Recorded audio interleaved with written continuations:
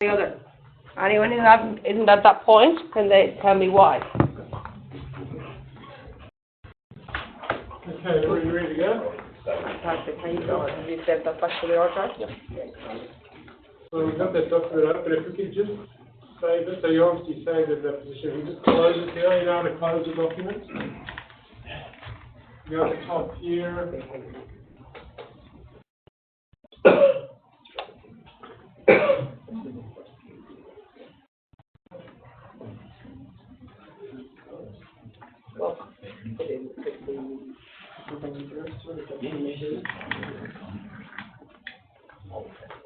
Now what we're going to do.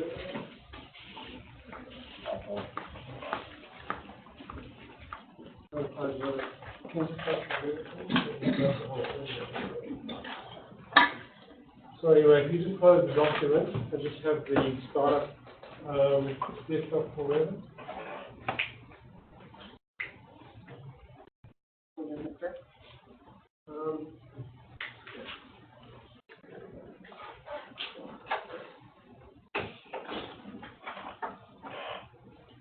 Just so you know, this sheet that you got, Tools and Template Checklist, will be part of your assessment and you will be handing it in. So as you go through making your template, please do make notes or tick it off or write little notes in as to what you've added in. You know,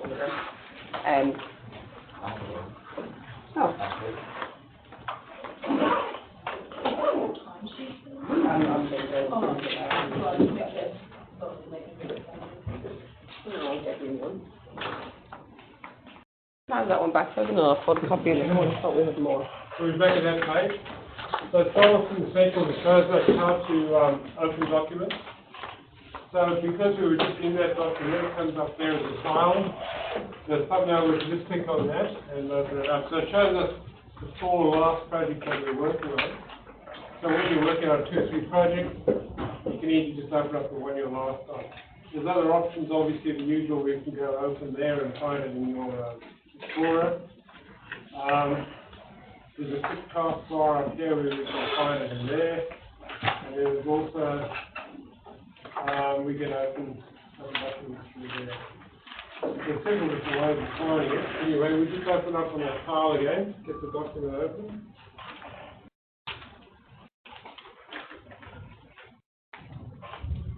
So this is the sample file that I did, just something that I'm used to working with, rather than that one that we had up there. It was like an American thing that came with the software.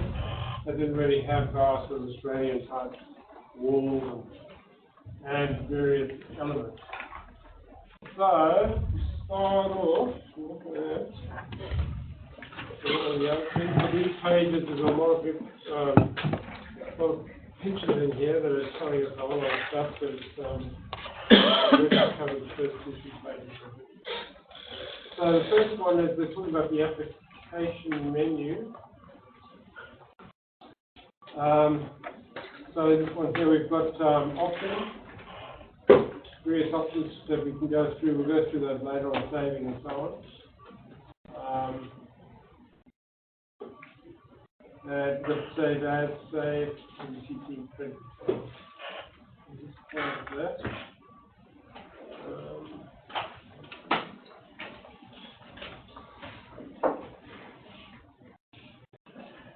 So the next one I mentioned is the quick access toolbar.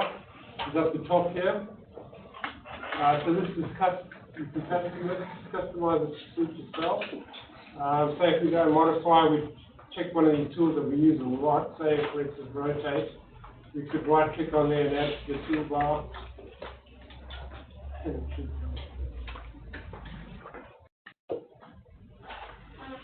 So it looks like there's not enough space for it to all demonstrate that solution. So we could take a few of these out and then we'll come in, but it isn't in there because that's not very exactly quick access. But the quick access is handy. You've got your save there, undo, redo, and your print and dimensioning. So that's measuring correct. So that's the quick access toolbar.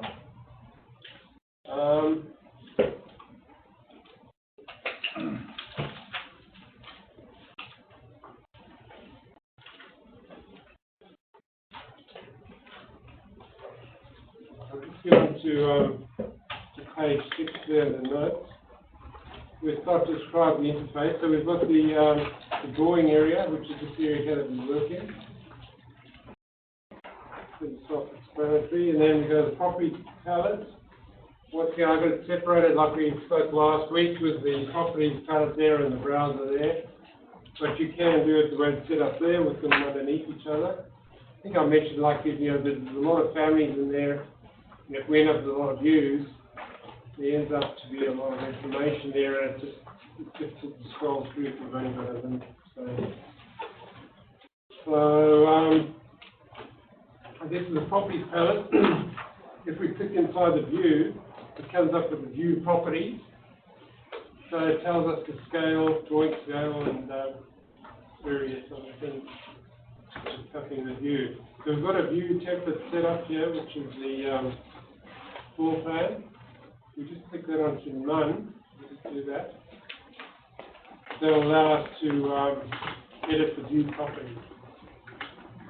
So for instance, scale there, 1 in 100, which is standard, we could actually change that to any of these. You can customize it as well and make it any scale you want. There's a lot of other things here we'll get into later, but there's the visibility graphics, which is various elements in the model that you can switch off and on. So it's similar to AutoCAD where you've got layers. You don't have layers in Revit because it's all three-dimensional, so it's all elements. So you can switch different elements off, and then you won't see them. So for instance, you've got that model up now, if I was to switch off the walls, it obviously just put it back on the walls there. Turn back on. Right, so that's the view properties palette. The information is put in there. So the view browser, we said before, you've got all your various views that have been created. So on the floor plans, we've got various ones there, single plane, 3D views. 3D views standard, that one there. And then we can add to that as we go. We've got legends, schedules, and then the drawing sheets.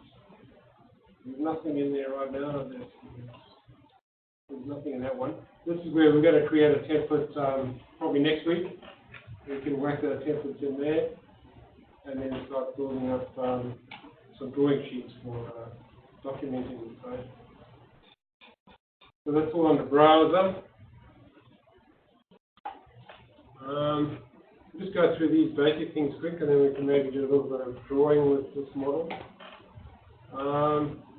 So the project title bar at the top there just indicates. So that's the file name,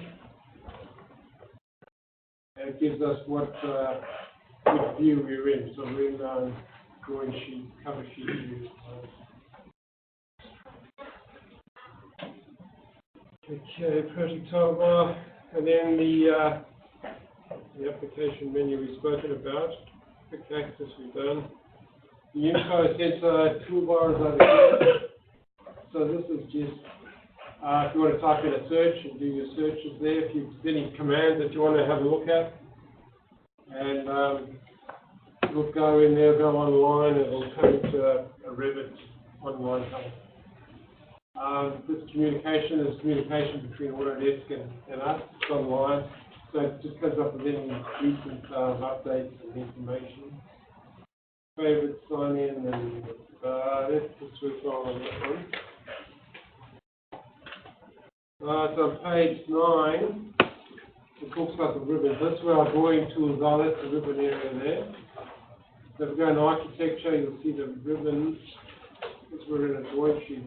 So we go to ground floor, architecture, we see the architecture ribbon there. And of course, they're all.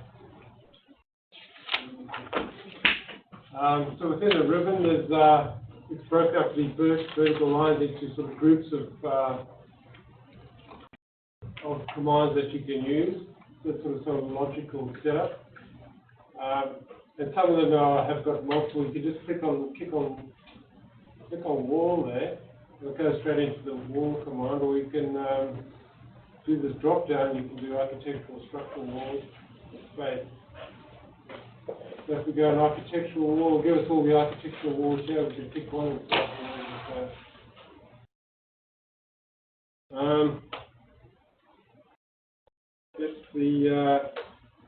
so they have the tabs at the top, as we said, so we could change the ribbons.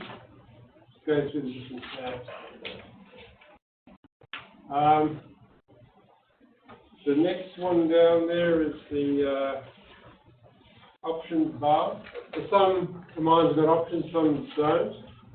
For instance, if we go into the roof command, create roof footprints, say on ceiling height, it gives us some options there, what type of overhang we want, whether the roof lines that we're drawing have got a slope or whether it be flat, skinny, and so on.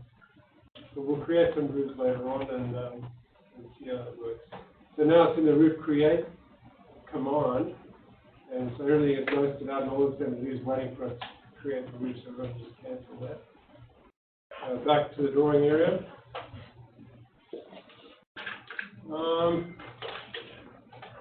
So page 10, status bar down the bottom. This is really important down the bottom here. See, as we run through the model there, in the bottom left-hand corner, you can see things telling us what's going on. So if we clicked in the view there, but if we come in here, see we've got there what type of element that is. It's Toyota RAV4.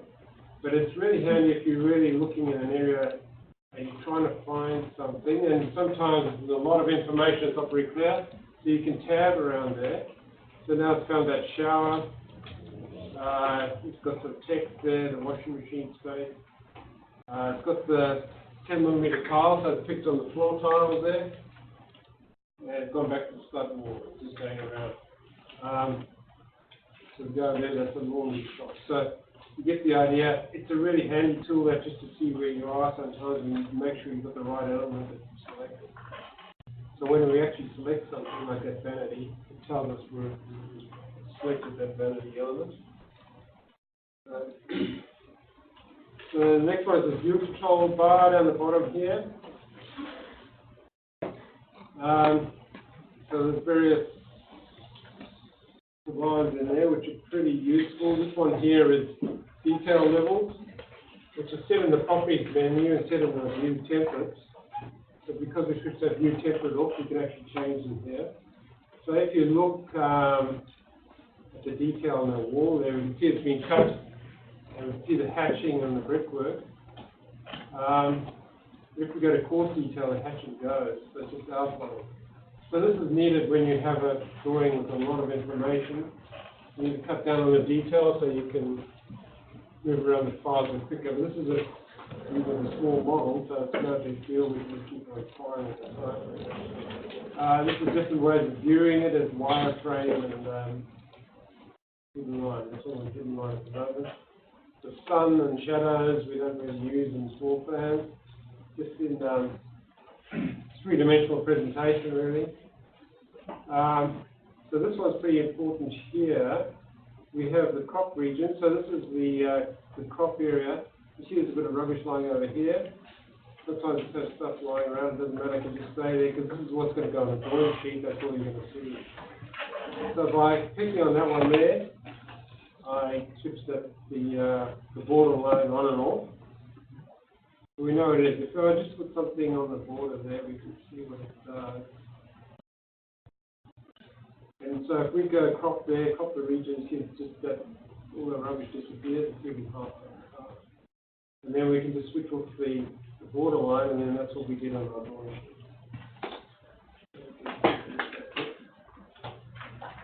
So that's a really important tool to use all the time. Sometimes you get a bit lost and you'll find out the crop region is moved or your model. Sometimes you can accidentally move your model and you can get a bit lost. So the crop region is always a good way to find it. If you just do uncrop, you'll see the whole drawing space in it for miles. That's just fine right. This one here is once again really important. We select one of the elements, there's that table chair. And we can isolate categories. So it's really handy. Sometimes we want to isolate things. So it'll be like AutoCAD layers. So we've got the layer which is furniture. So by isolating the furniture category, by just selecting one of them, we'll just isolate them. And for, say we wanted to hide them, we could just select them all and hide in view those elements of the category. And then we reset there, go back to view of all the furniture types. Obviously, the nature of the landscape in the category. So let's put that furniture.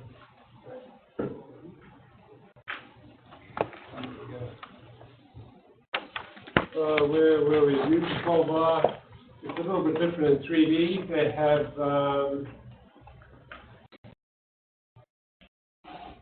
have a few more things in the control bar here. There's locking the model, so it doesn't go spinning around all the time.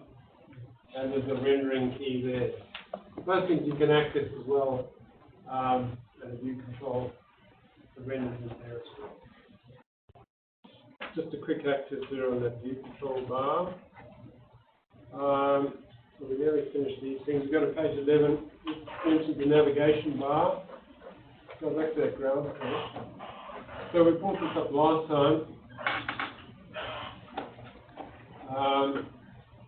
So this is something with the mouse. It's much easier to use the mouse, so we can pan with that sort of pan.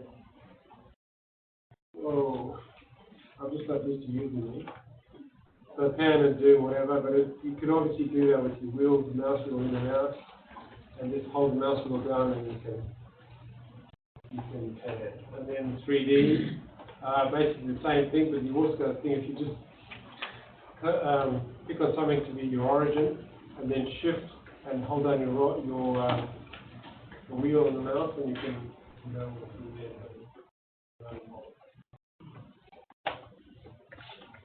So really these sort of commands we don't really use a lot, just use the mouse. This one's a bit handy where you can just snap to the front view in 3 dimensions. So that one there obviously. So that's the navigation bar, and then view control the last one. We go back there.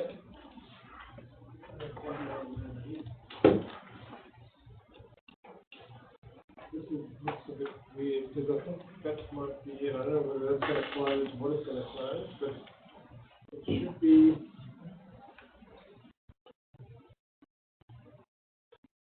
The problem where I got the settings on, so I can't see the outside drawing there.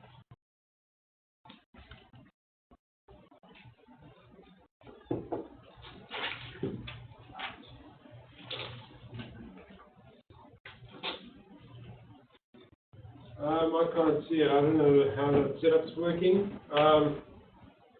You see on page 11 there, it's showing the active view control. So it's just where you can minimize views.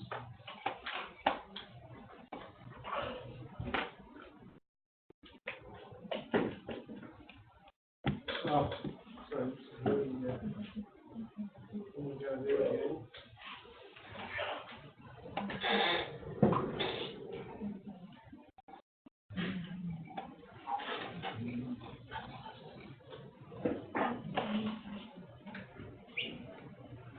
No, I don't understand what's going on there. It's just not, as per this, what did you look like on there? What have you got it? If you go into that ground floor one, ground floor view. See that sort of thing here, where it's just like minimize and delete? Yeah. Similar to that up there, but that'll just close the whole software. But it says there's nothing down there.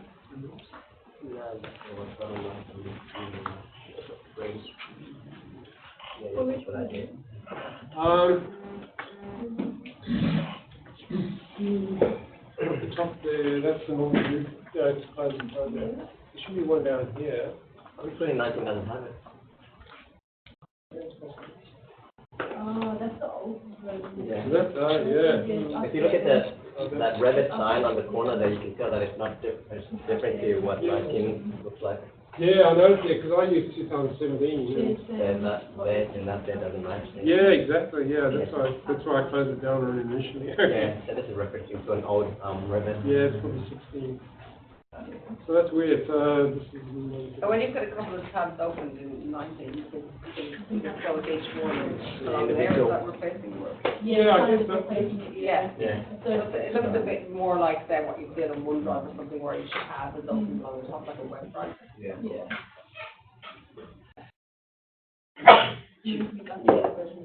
And this one doesn't have that tab, so it's not there. So with this one, you got individual tabs here, so you can Yeah. delete if you have to ground floor. So you don't really need that. Yeah. You scroll. So does everybody want to try and open a couple of different views?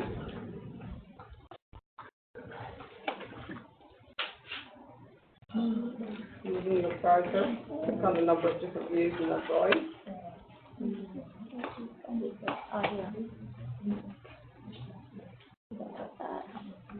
Now, can you see how they're opening along the top here? Yeah. Yeah. When you open it, they also open. So the names come up here, so if you want to, Okay, if you want to close check it that out. view, you can click on that, So I just hover it. close that down and go back to the view that you were in before. It's at the very edge. So it's nice to do it. So where your mouse You can is, So if you click on and then you hover it all the way to the very electrical edge. one, then go into ground floor. You've got that one already open. No, you got that To the very edge. landscape. So, and then do the roof tab. So you can open them all here, but they also pop up here. So if you wanted to get rid of the landscape plan, you don't have to go back over here. You can just go here and close it. So you really happy with that, being able to open the views? Get your head here, sir. The browser.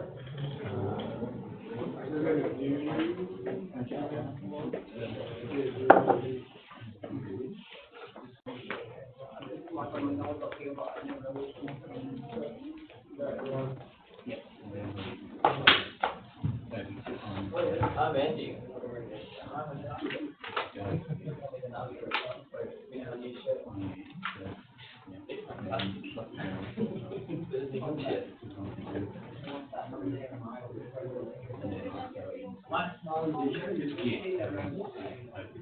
Yeah. Each one. You just, yeah, you got it. Proper view, you have to discuss it. Yeah, that was it.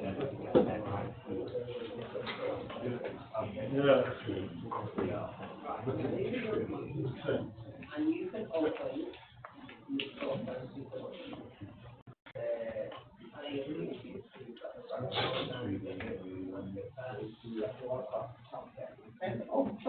Everyone try opening a minimum of 5 views along the top. 5 views. Using your views in your project browser, just open 5 different views of that model, just to get used to doing that. Can you open 5 views? No? So here, these views here, these are all your different views that are already built into this model. To open a view, you're just going to click here. So see the way you're going to see the ground floor, you're going to see the elevation, you're going to see, let's say we want to see a section as well. So see the way all your different views of the same model are opening in tabs along the top. Practice doing that, please. Alright? More views than that, can you open at least 5? No, your views open. No, yeah, all your views are here. That's in your project browser. Everybody needs to identify the project browser and be able to open the views from there. Okay, once you've opened 5, I want you to close 3. Get used to opening and closing your views. Open a different view. So AutoCAD should be on the bottom, and then when you open a new one, it will open a new drawing. Yeah, I've used this before, but I made it an option and I was trying to fix myself. And you can actually scroll through the things by Control Tab.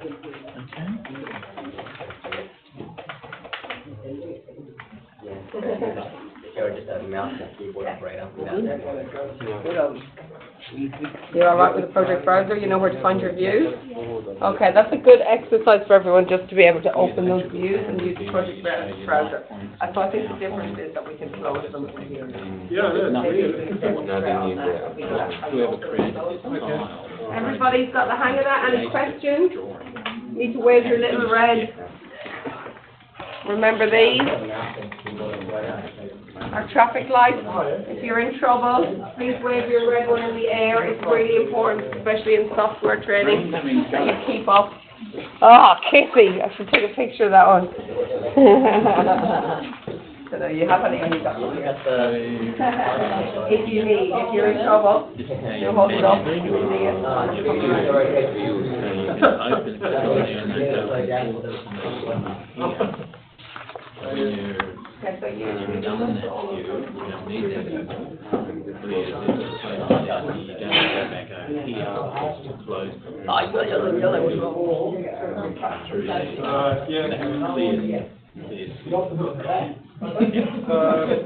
All right, watching again. So are we doing hands off the mouse or hands on the mouse? Up to you, Chris. So you've got 5 views open, have you? You got 5 views open? Oh, well, open 2 more. Good practice. Right, so if we go, there's various ways of looking at it. We go to tile views there. Go under the view tab, tile views. That'll tile it all up. It's quite handy, you can see everything, but it's not very practical to actually work with it. So we can also cascade. So tab views, you can use the keyboard control tab, and you can tab through them like that. Everyone want to have a go at that? Can you do that? So, is everybody okay with that? The problem with having several views like that open is it just gets a bit confusing. So normally you just work with 1 view open or maybe 2. So we can just tidy up. We come up the top here, the quick access. We can just do this drop down here and it tells us how many views we've got open. So we've got 5 open, which is too much. So we come over here and we'll just shut them all down and just leave the 1 open, the one that we currently in. So we may be working electrical plan, the ground floor plan, so normally you have 2 open and you just have between them. So that's the way we do it there. So on page 15, getting on to page 15 onto templates. So what I want to do is show you the how the templates work. So we've currently got a ground floor plan. You want to create a site plan. Okay.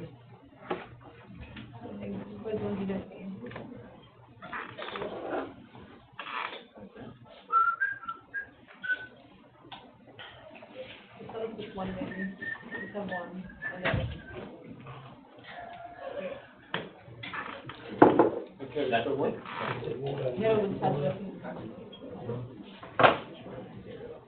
Okay, so if we got that ground floor view open, let's just close that electrical plan or the other one. So we've just got the 1 view open. Now, if we create a site plan view, so what we do is just select it there, right click, and duplicate view. So we'll just do a duplicate, which will duplicate the model. Yeah, so if we come here, right click, duplicate view.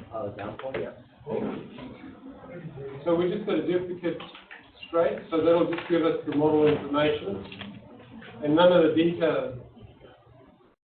So come back there, we'll see the detailing is dimensions, text, the furniture. That stuff's not in the model. It's just, but the text and dimensions are just sort of like, I guess you call it paper space, where it's just not in the model. That's only in there. So because we copied that, duplicated as the model, we don't see any text. But I'll just do an example. If we also duplicate the detailing. So this one you'll see that duplicate, we just created copy number 2. It's actually got all the detailing in it. It's got the dimensions again. Same as the ground floor. But we don't want that. Sometimes that is handy. If you can use these views just for working in and mucking around. I think we showed we had different ways of cutting them up and changing levels just to help us, especially in double-story houses, to build them. But in this instance, we don't need it, so we'll just remove that one. And we'll keep this copy, which has got the same setting as the floor plan, but it hasn't got the detailing. So we just rename that, the site plan.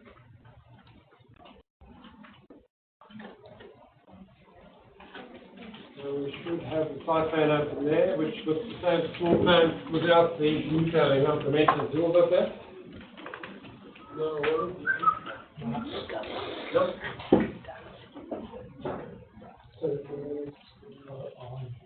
Yeah. So you come here. Okay,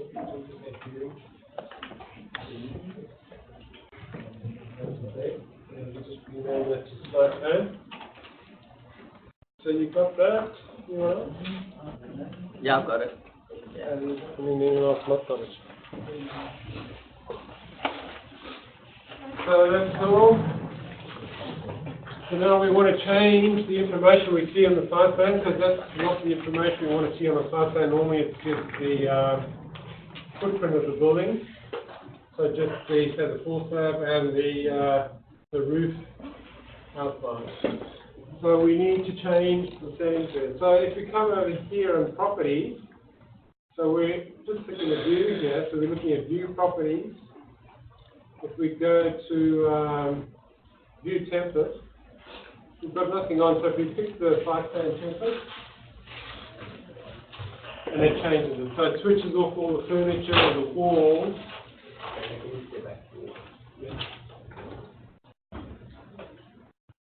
So that's where we work. We come in the properties menu, and we go identity data view template. And we pick the site plan template. It's got all the settings to make it into the site plan. So all it does is switches off the walls, the furniture, all the elements except the floor slabs. Nothing's ever perfect, unfortunately. We're going to have all the floor slabs on. So that's the alfresco slab, main house slab. And then these tiles are actually called slabs as well.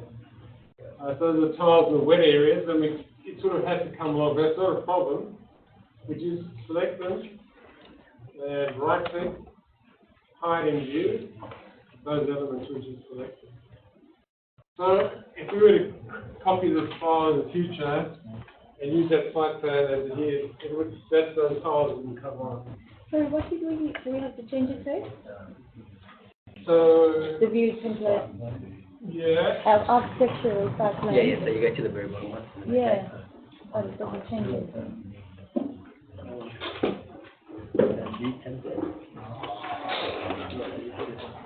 It doesn't work.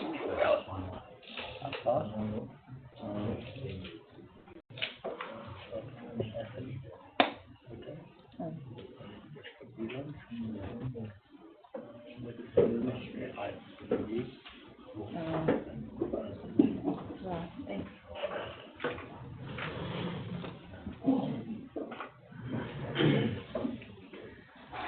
You all got that? No worries. So now we can, there's another way of doing it. Let's go back to, we still know our site plan. If we convert it back to the properties we had with the floor plan, we come to View tab, View templates, Apply template properties. Let's just go back to the way it was, which was the architectural floor plan. And it changes it back to the way it was, you know, when we duplicated it from the ground floor. We see we've got the furniture and the walls, the back kitchen benches are there. Yeah, so we just view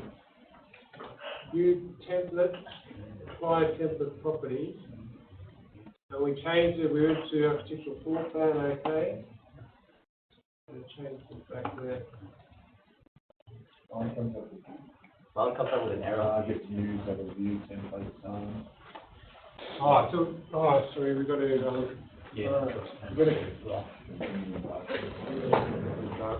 look the architectural template set up in the property. Sorry, I switched it off. I've got to switch it off. So, in the properties menu there, I must have set it up here, the identity data template. You set it on site plan, so it'll be locked in on site plan. So what I did was I changed that. I changed it to no template. So that frees it up that we can change the properties again. So in our site plan, if you can go to identity data, view template, and select none. So then we're free to change the property. So if we come to view template, apply template, and then if we pick the floor plan template, apply properties, and you'll see it changes back to the floor plan.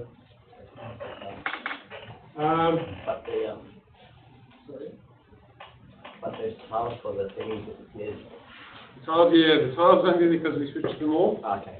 So we'll fix that as well. What we'll just so we've got on the floor plan, we'll just cancel that.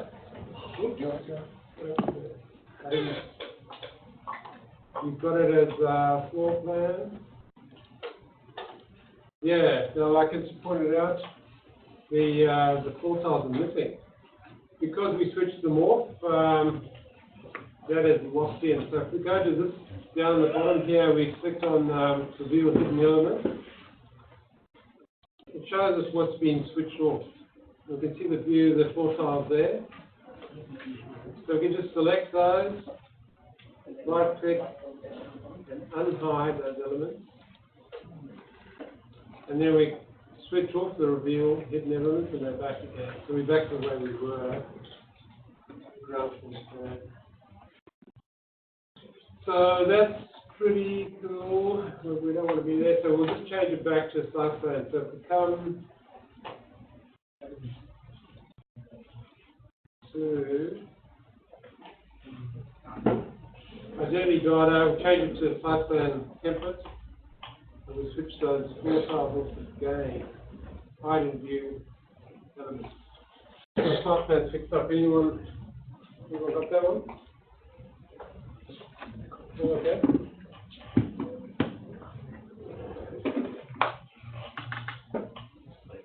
That's super. So that's just trying to explain how templates work. So you can assign the template values from up the top here and change which elements are switched on so it looks different.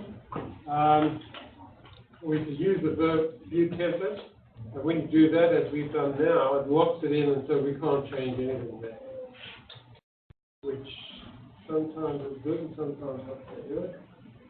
So we've got a just come over here. We've got a floor plan. A floor plan which is called roof plan. Now I've set up a template for that one. So we've got a view template there, architectural roof plan. It's set up, so all we're seeing is the roof, and it's the hot water system that's connected to it. The floor plan is actually there. If we just hide that roof, hide the roof element, the floor plan's underneath there. So I just hit the roof elements, but left the guttering there. So that's just an overview of view templates and properties and how we can change the view. Similar to AutoCAD, we switch various layers off to give different information for our drawing sheets for when we're producing construction drawings. What else?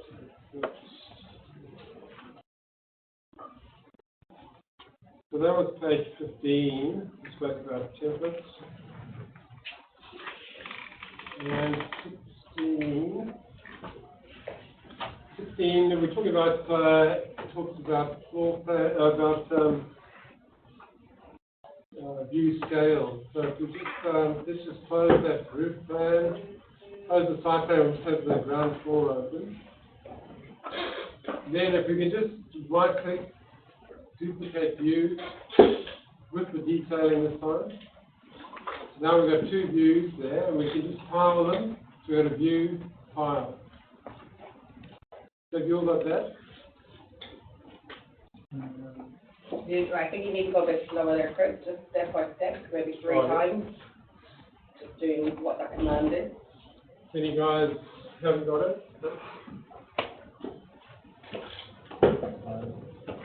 Going to do it again? It starts from copying the view. Yeah. So to copy the view, you're going to right click on the view. So yeah, the ground floor one I want to copy, so right click, duplicate view with detailing. With detailing. See the way it's giving you another view? You can rename it if you want. For now, it's fine just to leave it at that. Just open both of those views. Everyone's got both open? So they're both there. If we just tile them, you can see them next to each other. Getting into similar scales. So we got it to that point? Yep. Yeah. Sweet. Just want to look at changing view scale.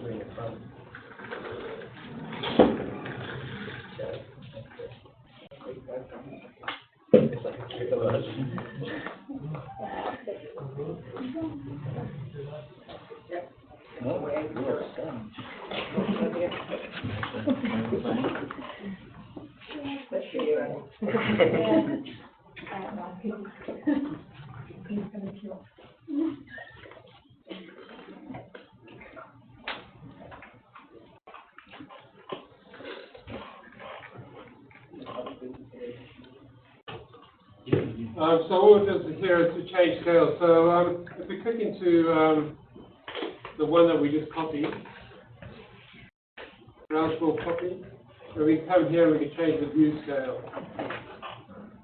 So we can change to 1 to 200.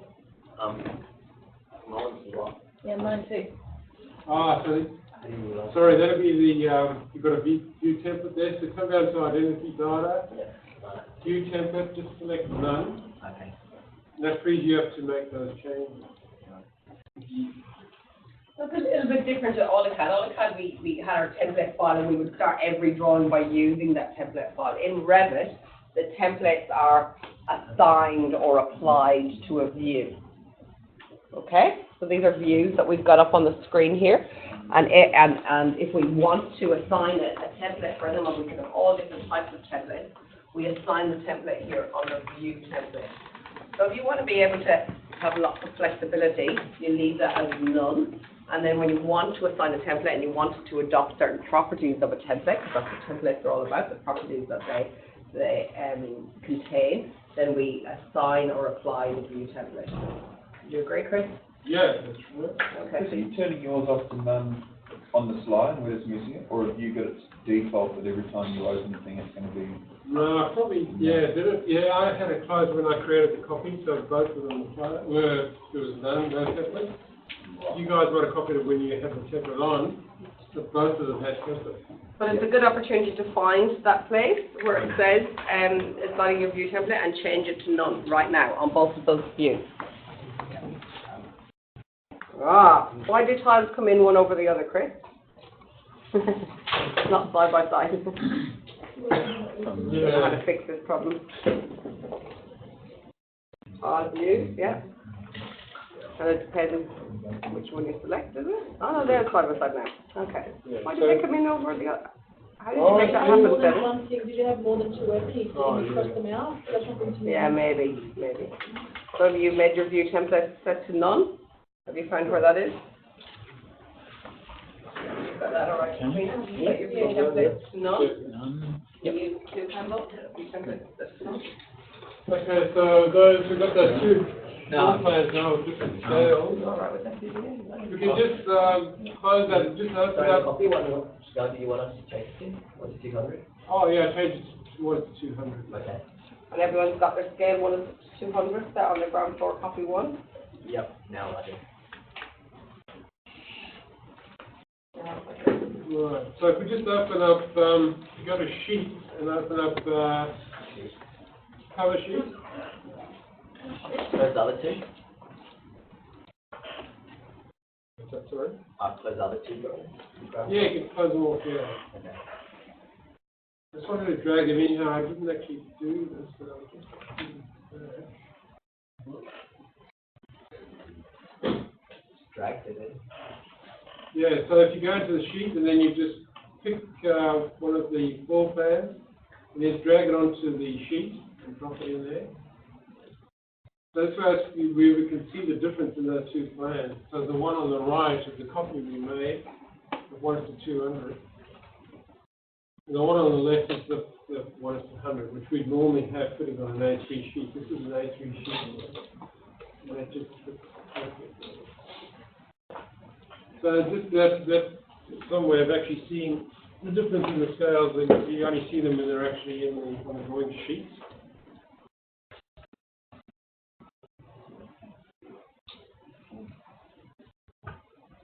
Right. Now, so with those tiles, we pop them on there. We won't actually put them on another drawing sheet. It won't allow you to do that. You only have views on one sheet at one time. If you did need it on another sheet, you'd have to create a copy and give it another name. So we can just delete these now off that drawing sheet. How do we delete? What was that command? Just select them and push the delete on the keyboard. We can right click and delete. Oh, sorry. All done. Okay. Then the controller tab. So now I talked about, on page 17, is about Revit file types. Click on that and delete. Okay. When you stop the break, Showing each you should show each one. Yeah, hold down and click both straps. so Revit file types, we went through this last week, I think. So you got the project files are RTE, Revit the project files are RTE, the project template files. RVT is your normal project drawing file. And Tami templates, RFT. And Tami file, FA, RFA. Give us a look here on new projects.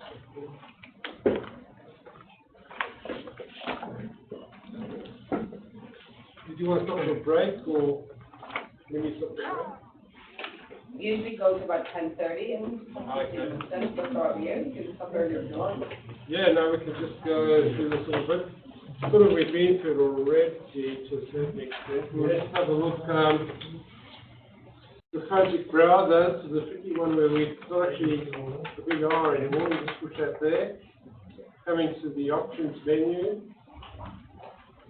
So did you get that? Got the options open? Everybody watching, hands up the mouse for now, watch new commands coming up.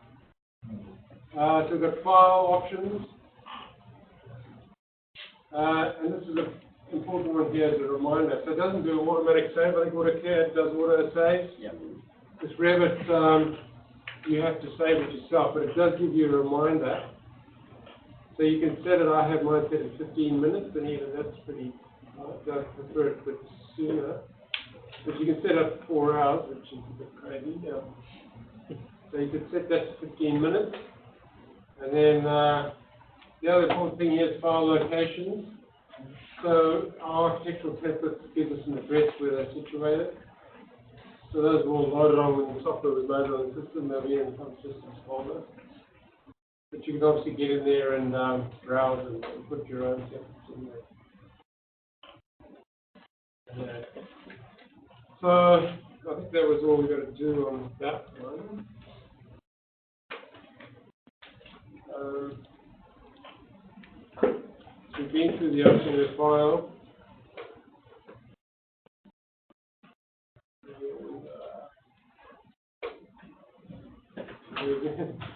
repeat what we had initially, the opening and closing of files. The one thing is, we didn't mention at the beginning there, was upgrading. So when I first came in here this morning, I upgraded from my 2017 to 2019. That happens a lot if you have files from other people, they won't have the same version as you. So you can save it up to, upload it and convert it. It takes quite a while, about 5 minutes to do it. And then as soon as you save it, it locks it into 2019. And you can never open it again in 17 and it won't go back to it. So that's the always open in 17 after that.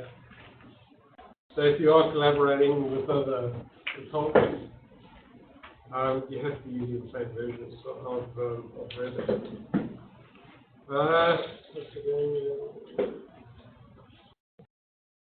think this sort of stuff we've already been through on saving. Yep, automatic save in the file locations. This business on the backups is pretty good. Backing up files. So where is the setup of that?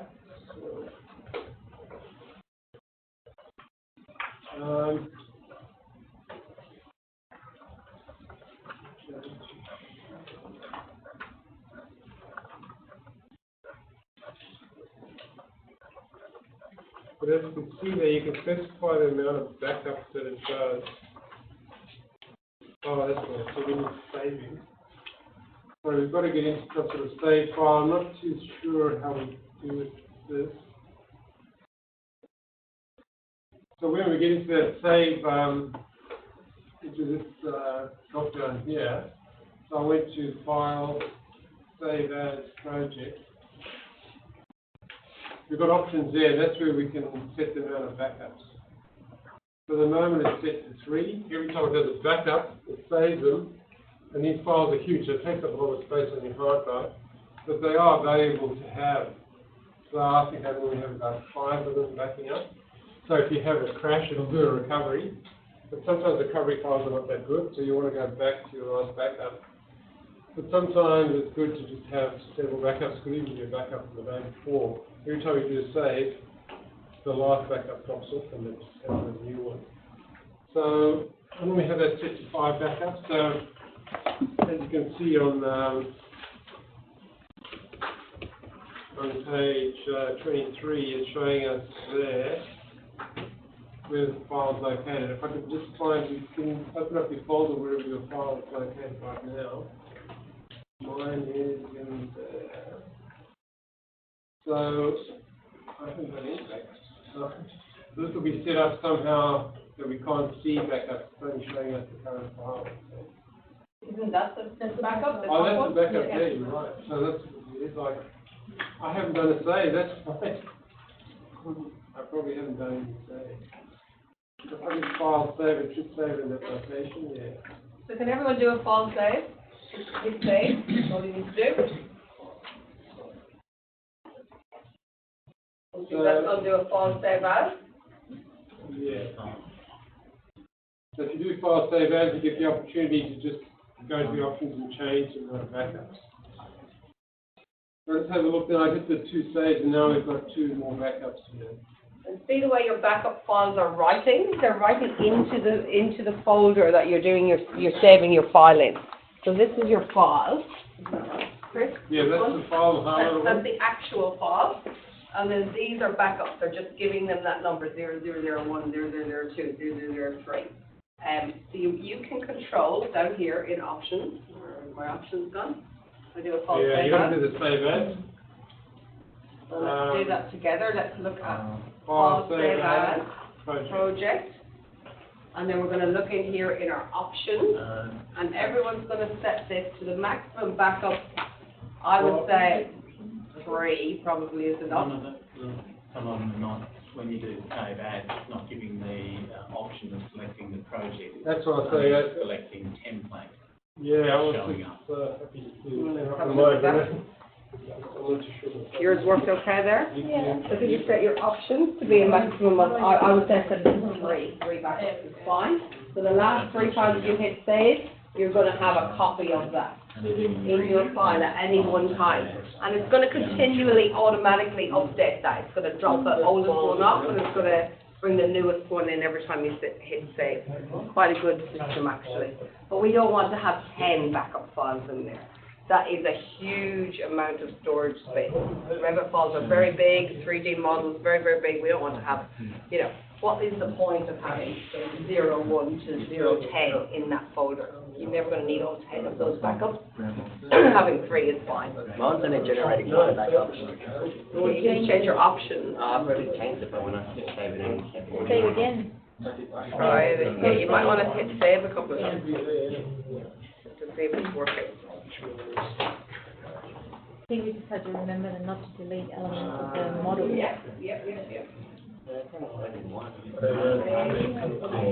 You're on it. I had that one generated. Hit save there, set your options. Now I want you in the file, I want you to save, just save 2 or 3 times. I know that's going to be simple. Give it 10 seconds, That's pause what it's meant to it, be. and then go in and have a look. Yeah, that's how it is, and it will now maximum room to bring. Okay. Save changes to Oh, three. right. And then now when you save again, it will save. Save one. Yeah, it doesn't automatically generate. Yeah, project, And then options, yeah, hit 3 there, yeah, okay. it'll make. Alright, see, hit save again, then just file save. Yeah, you've already got 3 backups. 2 will be 1, 3 will be Only one backup will come. 3. So now, if you hit save again, what will happen is, it deletes the oldest one, and then it gives you the newest one. So at any one time, there's gonna be 3 backups in there, alright, from your last 3 saves. Alright? So when you're, you know, filing and looking at your, you know, your files, you need to be able to recognize, so after this exercise, you need to be able to recognize that, when you go in to open your drawing in the morning, you're not opening any of these backup files with the extensions on them. This is your file. This is your main file, okay? So when we say to you, open the file, don't open the backups, okay? Backups are going to be missing a little bit of information. Maybe the time you spend in between 2 saves, it misses that information. Do you understand that? So it's only going to, the 0001 backup, well, sorry, the latest backup, 003, would be identical to your last save before you close the drawing. So these would be older versions. There'd be a time difference in between when their backups were created, okay? No, it's your file is the most recent. Yes, And your number 3 is the previous. yes, yes, Time because that's a 10. 20, yes, totally agree with you. You have 1021. Yeah. Is that? So Yeah, they're not so identical. they should be identical because they should be created when you hit your save. You usually hit save before you close it down, so But that's. you generally save just as you're closing a drawing, Yes, that's and it usually creates a backup of that save. I know there's a bit of difference Maybe there. because they're changing in a minute. Maybe there's a Maybe it will second. save at the time.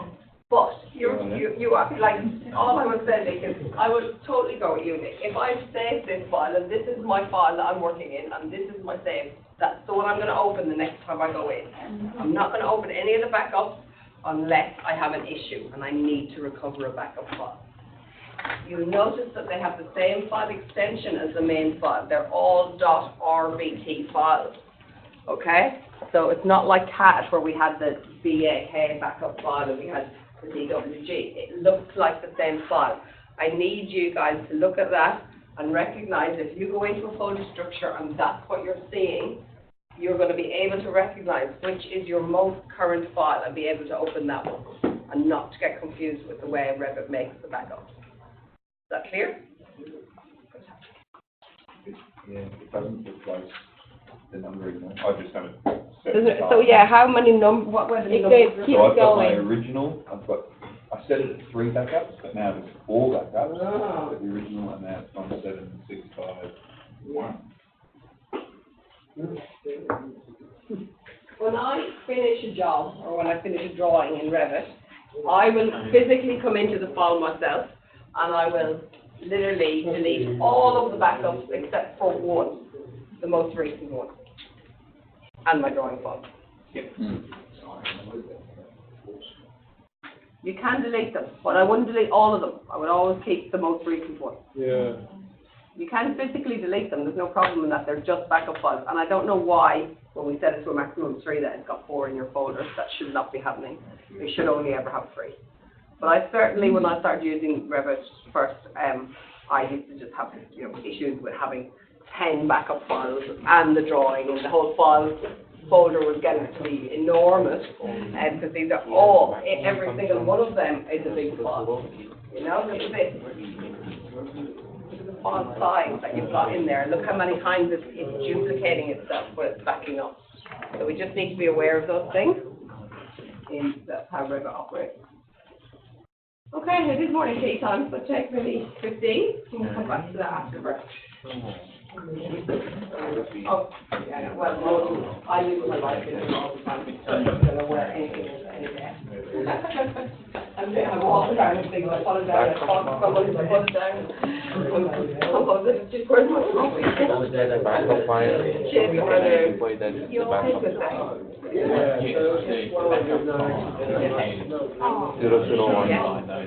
number, The original file.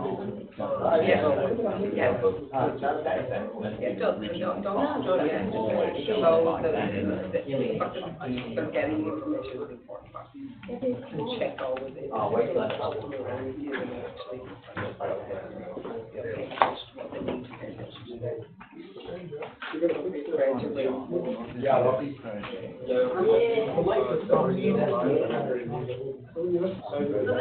I know that's how I always yeah. I know that's why it doesn't belong to one. And if I delete it, it's like 8 or 9, you know what I mean? So I never look at the numbers. Oh, yeah. Wait, here, we need to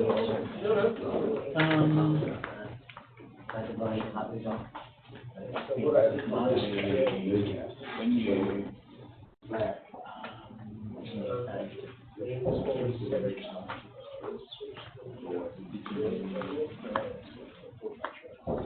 So we can change the file names. Then I can, we can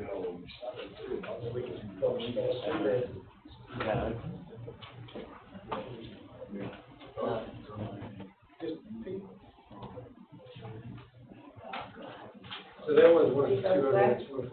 You only see that when you're in the. I think the test is making it look shiny and cool, and looks adding to them.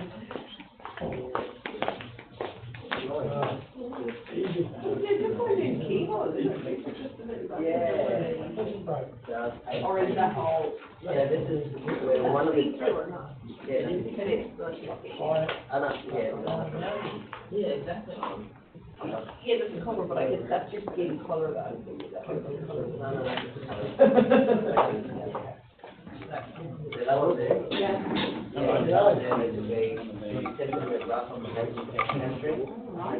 That one there is where they had to go through that. I can't do the detail anymore.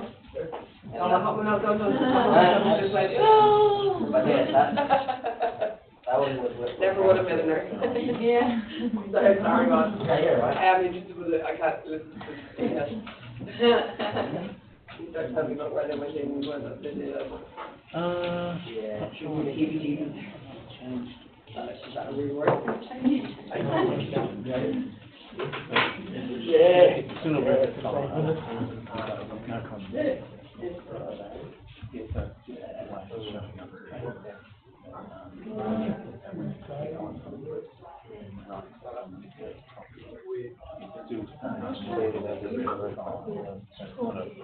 It's one of those.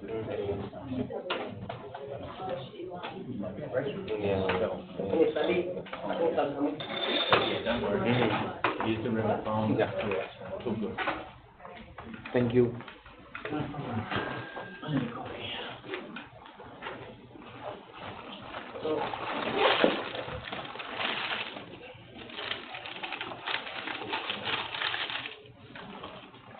Did you look at the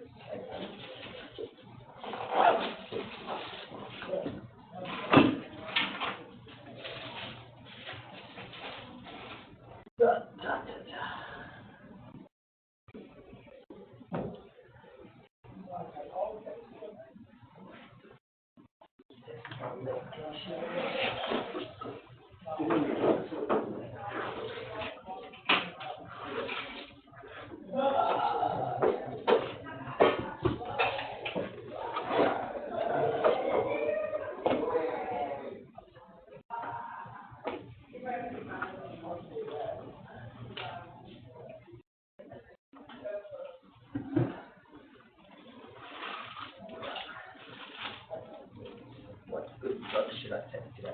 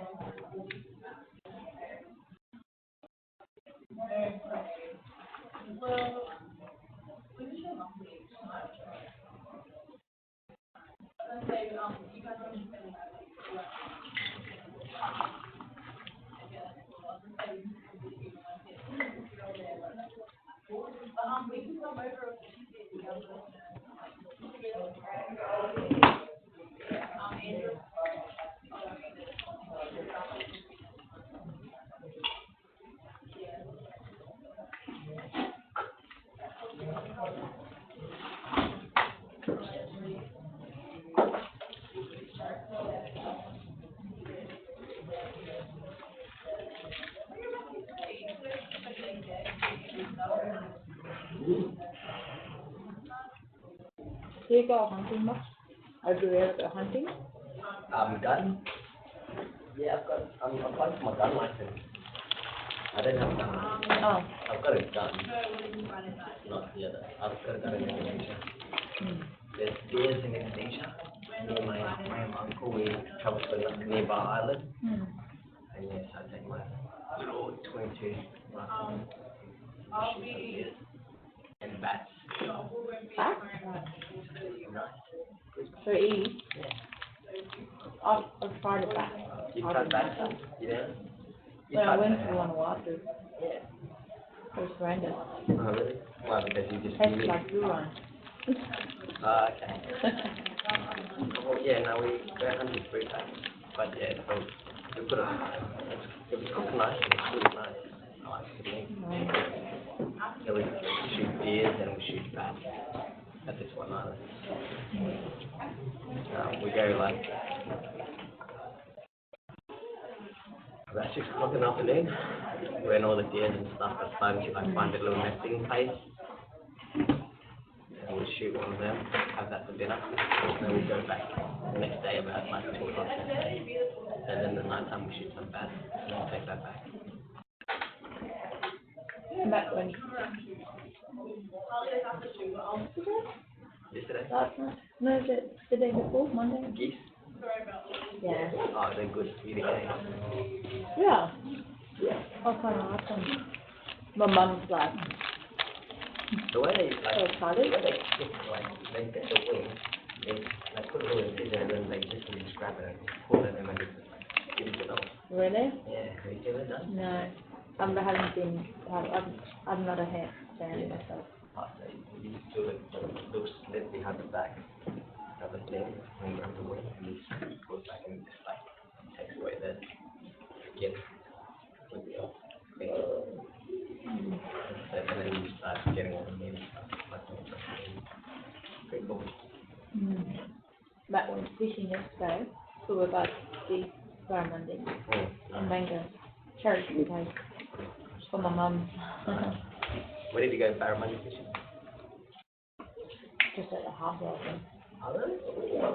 Yeah, just one of our mates leaving town, so he wanted to go out. He said he wouldn't go there normally Yeah. because he doesn't taste small fish. He wants to get big fish. Yeah.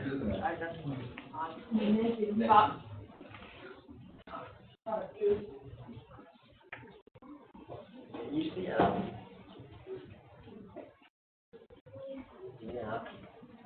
I don't usually catch sparrows in the harbour. We went to Shoal Bay on Saturday Yeah. and Did you not like fishing? didn't take much because it's two park or take Vivi and Mum. But we took Mum to the robbery.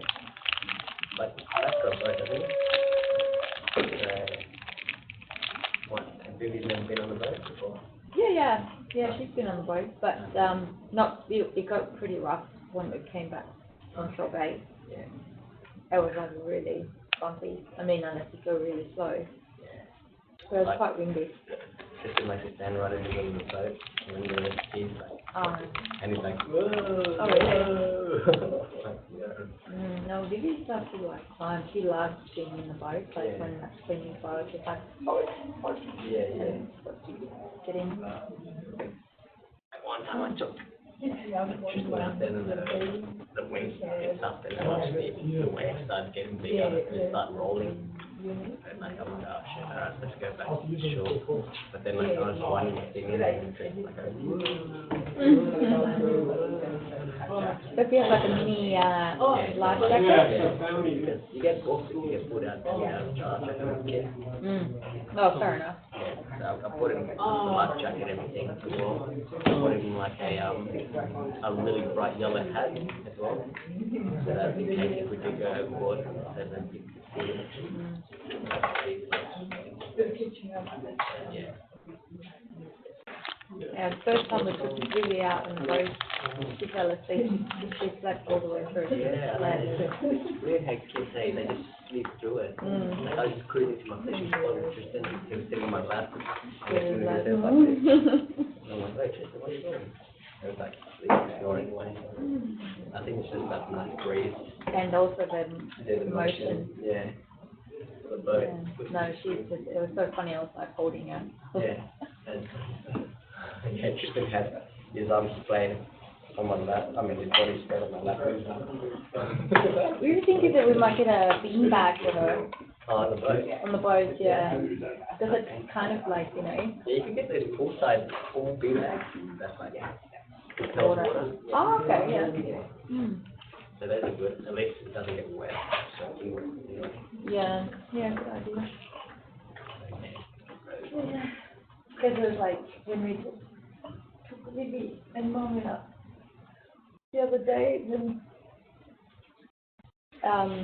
we found us like, shit, we don't have anything for Vivi to sit down or like to sleep, because she was like laying on the floor. Me and my mate, we wanted to do we want to go to Virgin Islands.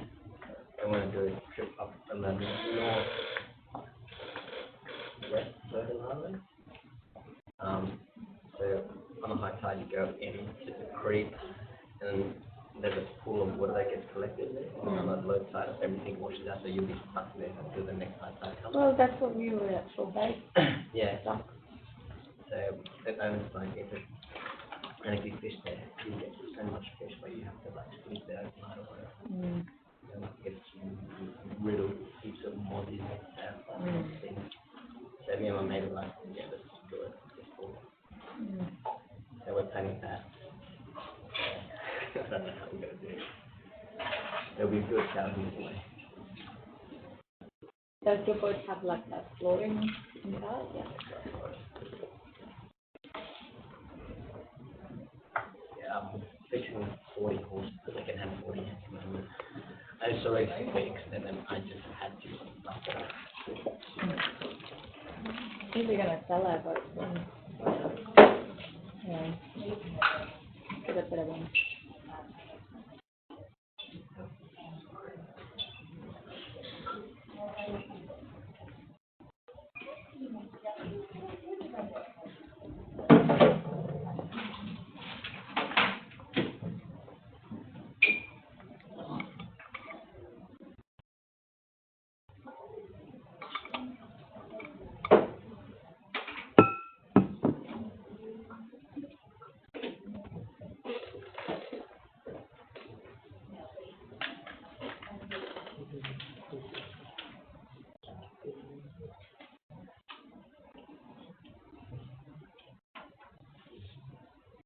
Oh yeah, there's if you go to the group, there's a design 2018 that created, so you can like share stuff on that. I think there's nothing to be really putting names down, sure it's created. Yeah, I think Nicole did. Yeah, me and Nicole, we did last week.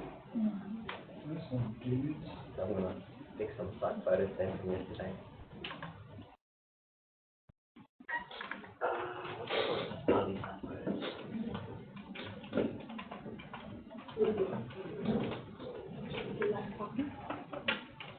Oh, what are they?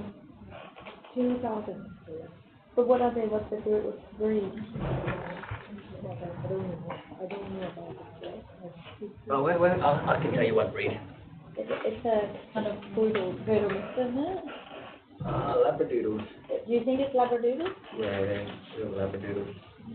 Labradoodle. They have too much. They got too much Labradoodles. $3,000 each. $2,000. Whoa. I've got dogs. My mate's got dogs, and they give them away. Oh. They're not meant to give away because they're useful, eh? Yeah. That's why you're not meant to give away. I think you want 3 dogs, really. Max mate, talk, what's the pointer? Yeah, the pointer. German pointer or something? English pointer, German pointer, yeah. Oh, They're good like a dogs. little puppy brown, looks like, yeah. Yeah. When they find it, they Yeah. take it its tail up. Yeah. When I was like, man, we have to get one, but, you know, This one's a red-nosed pit bull. Really good dog. They're very friendly. So, just recently had 9 pups, but I don't know how much they can do. oh, little baby. So they're free. If you want. You don't have space. Yeah, I would definitely take one if I have space. Yeah, I'll get 2 here. Oh. I always wanted like a dog in the back of my tray.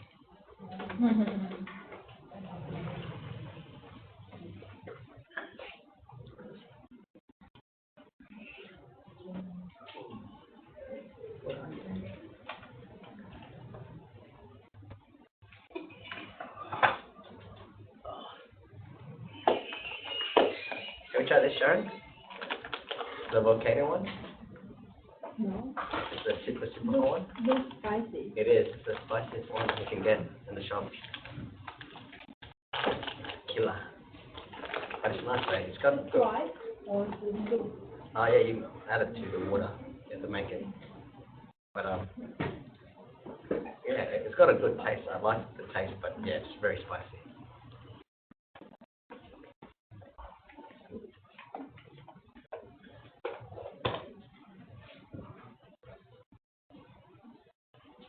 When did you get that? I just sent it to the file. Can you just check if it's got it? If it works, then good.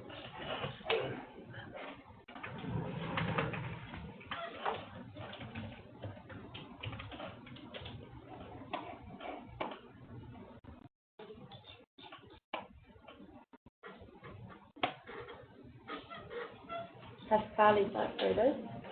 Yeah. Yeah. Gotcha. I don't know where it is. Alright.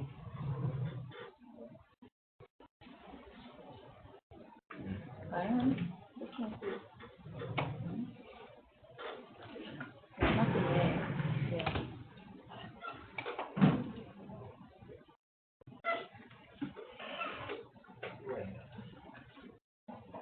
Chris, the 3D modeling, does it narrow to a focal point, or is it, I don't know the right word is isometric? Like per perspective views. Yeah.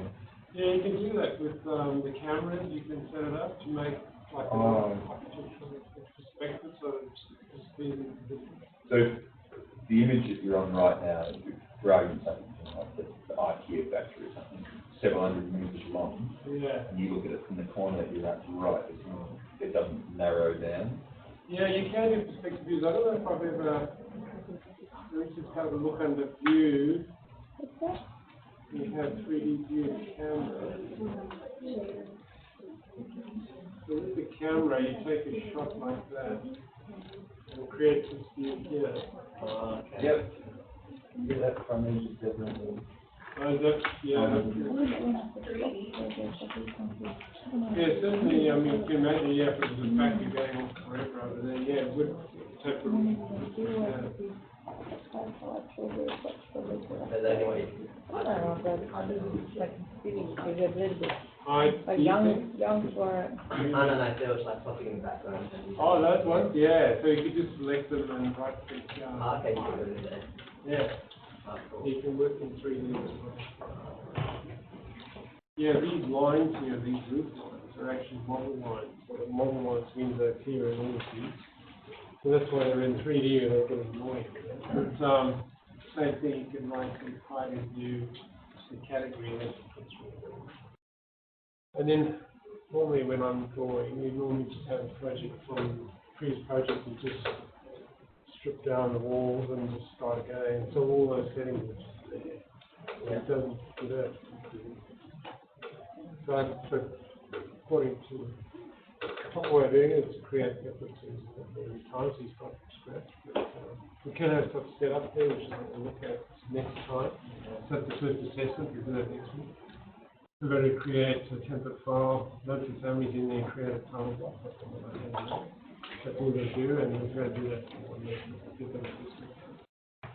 But, Does Revit allow for like animation?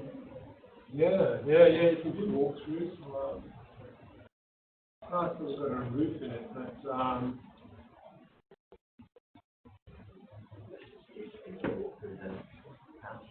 yeah, so,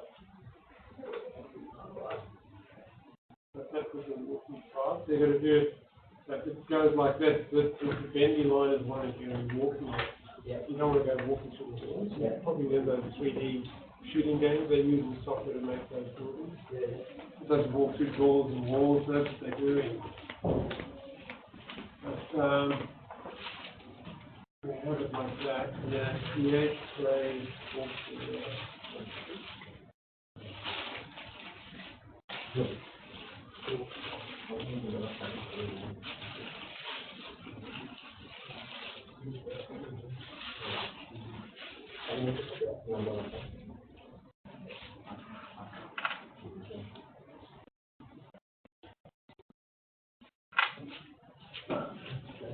Yeah, it creates a new file. Okay. Just trying to get the player once again. This is the new version. It should have like a video play button somewhere.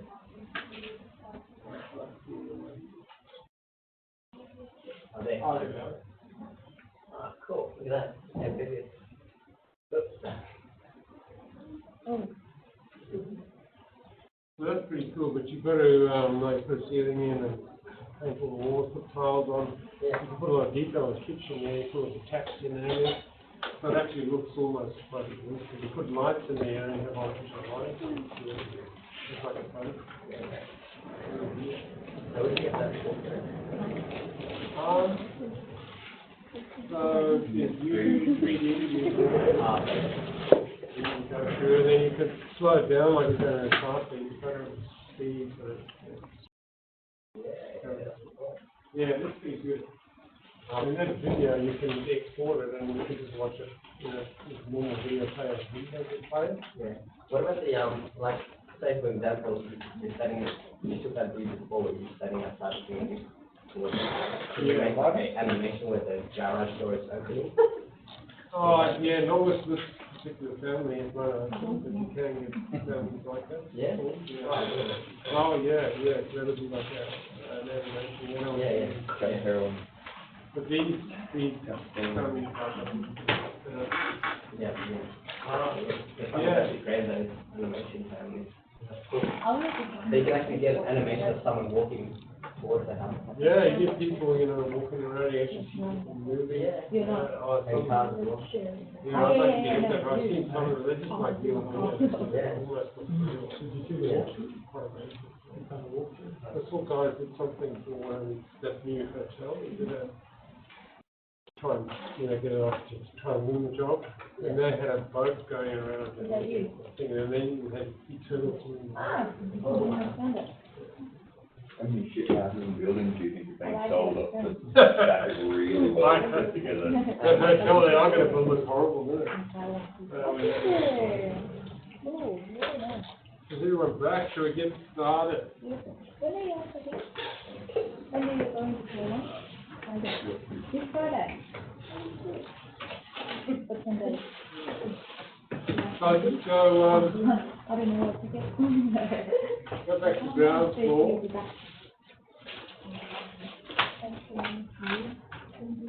Get rid of that too. So that's one thing, if we only have one view open, if you close that view, it will close the whole drawing file. So that's sometimes a fix. Yeah. So if you've asked me to save changes, have that saved for a while, so you'll have some PC. That'll save it. Anyway, we'll just go and have a bit of look at families in the next section.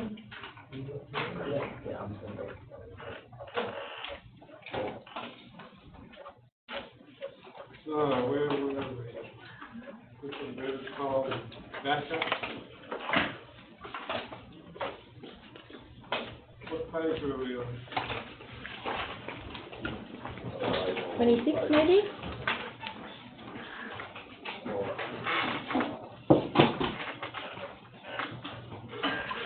I think.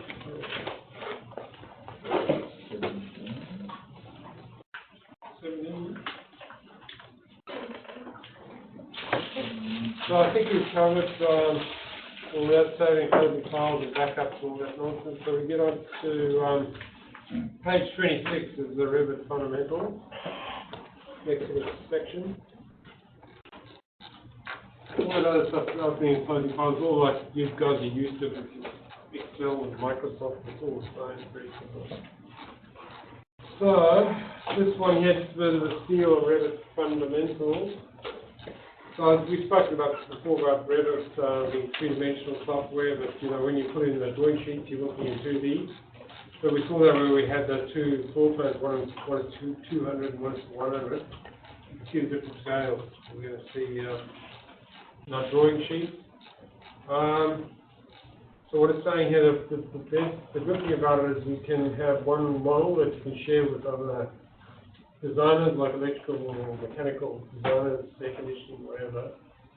And one person makes a change, and then that you can actually have the file shared. I was working in an office here where the guy was designing a multiple-story one in the Gold Coast.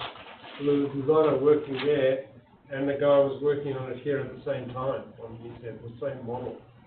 So you can actually share the file and work in there at the same time, which is pretty amazing. So they could actually get in there, they're flying around looking in 3D, and they were actually talking on sort of like Skype thing. But they were, though they were sitting next to each other. So that's pretty cool. Even without internet speed. Yeah. They must have NBN, they were doing the C. But yeah, no, it's pretty fast, it's amazing. So they use that tool a lot, those two guys working on that. It's very rare that you get to that, well, I mean, get to that level, but if that's what sort of working at, I do be doing that all the time. I just work on my own, and I have one model. I don't go to that much that fancy stuff. I just generate the plans, put them PDF and export, and all work for builders in Queensland. So I just do sketches and design works for them. Anyway, so yeah, there was what it's saying here is if you make one change in the model, so if you change the door, it'll be reflected in all the drawing sheets. So if you've got a floor plan, an elevations, wherever you're looking at it, those are all just looking at the model. So it's like in AutoCAD, we've got viewports where you're looking through. Because AutoCAD, you work in 3D? Sorry? No. Okay, so anyway, with this, so it's a three-dimensional model, so yeah, you're just looking at it as a view. So just have a look at this one here. So if we just zoom in there a bit, if you still got it up, it's telling us there's a view there. Number two, if we click on that, and it opens up that elevation. So it's looking at it from that side there. So that's sort of a two-dimensional view. You can see on the right-hand side there's highlighted elevation number 2. So if we change something in the floor plan, say for instance that door there, maybe for instance, this clothes drying thing, we could just move it over there. And right, if we go to the floor plan, it'll be moved over there, and we can just move it straight back. Go back to that elevation, and it's moved back to where it was. So you're sort of working on the one model, doesn't matter what view you're in, it changes everything. So it just reduces the chances of making mistakes. This is a big thing. I used to draw a 2D, and I used to draw in drawing boards a long time ago. But I had two-dimensional software like you're doing with AutoCAD, and had different drawings, and then it's very dangerous if you change something there and you've got to change it on another sheet. You stuff it up, then I had an instance where the floor plan, the foundation plan that they use on top of the slab down was 150 mils short from the floor plan. So it was a huge issue, you know, for negotiation with clients, and big money lost because of one little mistake. Can't do that with this stuff because it's all the same thing that you're mentioning, no matter what view you're in. But so I've been using this for probably 10 years now, and I've never had an issue with a mistake. And because in those old days I used to check my drawings very thoroughly. I check every dimension before I let it go. I still do it out of habit because that time when I had a problem. I'm so scared to let the drawing go in case there's an error. But I've never found an error. You can't make a mistake where you don't fall into from my own peace of mind. I like to check everything thoroughly. So, and then it talks about door style. So we'll have a look at the doors. Let's just say if we select this door, which is a sliding glass door, on the left here we see the properties. Tell us a bit about the door. The head height is 2100. And not much else. So it's fixed to the ground floor. That dashed on there is ground floor. It's fixed there with 0 offset. So if we put the sword height at 100 there, we'll push that door up 100 millimeters. So we don't want to do that. We want to do this there. But if you get really serious about changing, here's the edit type. We get in there and we can change a lot more things in that plan there, that glass sliding wall. So its width is 1500. We could change that to say 2 meters. And apply. Now I can't do it because that was the laundry door just fitted inside that room. So making 200 is going to go through the wall. If we just do it anyway, it'll do it anyway. It's like a plastic section. Sorry? Patch, yeah, that's right. Plastic section. So we look on the floor plan, you see that door is now going through the wall there, which is not good. So it warned us, but I said okay, so I just did it anyway. We go back and you see the way the wall is 200. But there's other things you can change. If we open that, excuse me, edit family in 3D, we can get in and change the glass. So that's the glass there, and then we can change the type. So that's just being a bit too detailed for now. Just wanted to have a look at installing. So maybe if we just close the elevation sheet, so we've just got the ground floor open, if we can go there. So we talked about that. So on page 27, understanding family. So all elements it says in the projects are family. There's the walls, the roofs, the doors, capital members, mechanical equipment, plumbing fixtures, sanitation, they're all different families. Family is a collection of elements with identical use, common parameters. So, just to explain what they're saying there, these are list of families. If we went to doors, doors is a category. So nice for us, like we were saying with the view control, we could switch off the door category and it would shut off, you just switch all the doors off. So that's your category, and then within that category we've got a family, which is a hinge single door, 45 degree, that's just the swing, so that's one of those doors there. And within the family, we've got several types. So we've got a 770 door there. So we've got category, family, and type. So if we come in here, we've got a an 820 door. You can just change that to a 770 and just change it right away. That's the smallest we've got there. We'll just make another one quick. I'll just show you. We can edit type. I've got a 770 door, but I can duplicate. And I'll make it, say, a 520 door. And I'll just change this width here to 520. Full 2100 high interior door. This description here, I'm not using, so it shouldn't be there. Panel thickness we leave the same, so we go OK, and it changes it to a little 520 door. But that's a bit small to get into the main bedroom, so we change back to an 820. And that's sweet. If we come in there, we can flip it over that way, flip it over this way, flip it back there, flip it over there. We also use the space pipes to flip it around. Generally, you do that when you place it. So if I just delete that door, so it's a bit fast, but I'm just sort of showing you so you get an idea of what it all does. I can put that door in there. I can flip it at that stage. So I can come in from the wall this side and put it on from that side and flip that. Anyway, so it's just saying here, everything's split up into families, categories. We call that categories, families, and types. So the next page, 28. That's just what we just category, family, type. There's a lot of wash on these pages, and I just sort of get to the key stuff we need to know. So, family. Sorry, yeah? Can they be downloaded from somewhere? Or Yeah. We don't do them. Right? No, that's right. This file that I've got here, the sample file, it's got quite a few families in it. Probably about all families that I need for doing a house like that. But I was more thinking about like windows and doors. Windows and doors, yeah. So those are generic ones. They're probably from America. It doesn't really matter where they're from because it's the door that we see.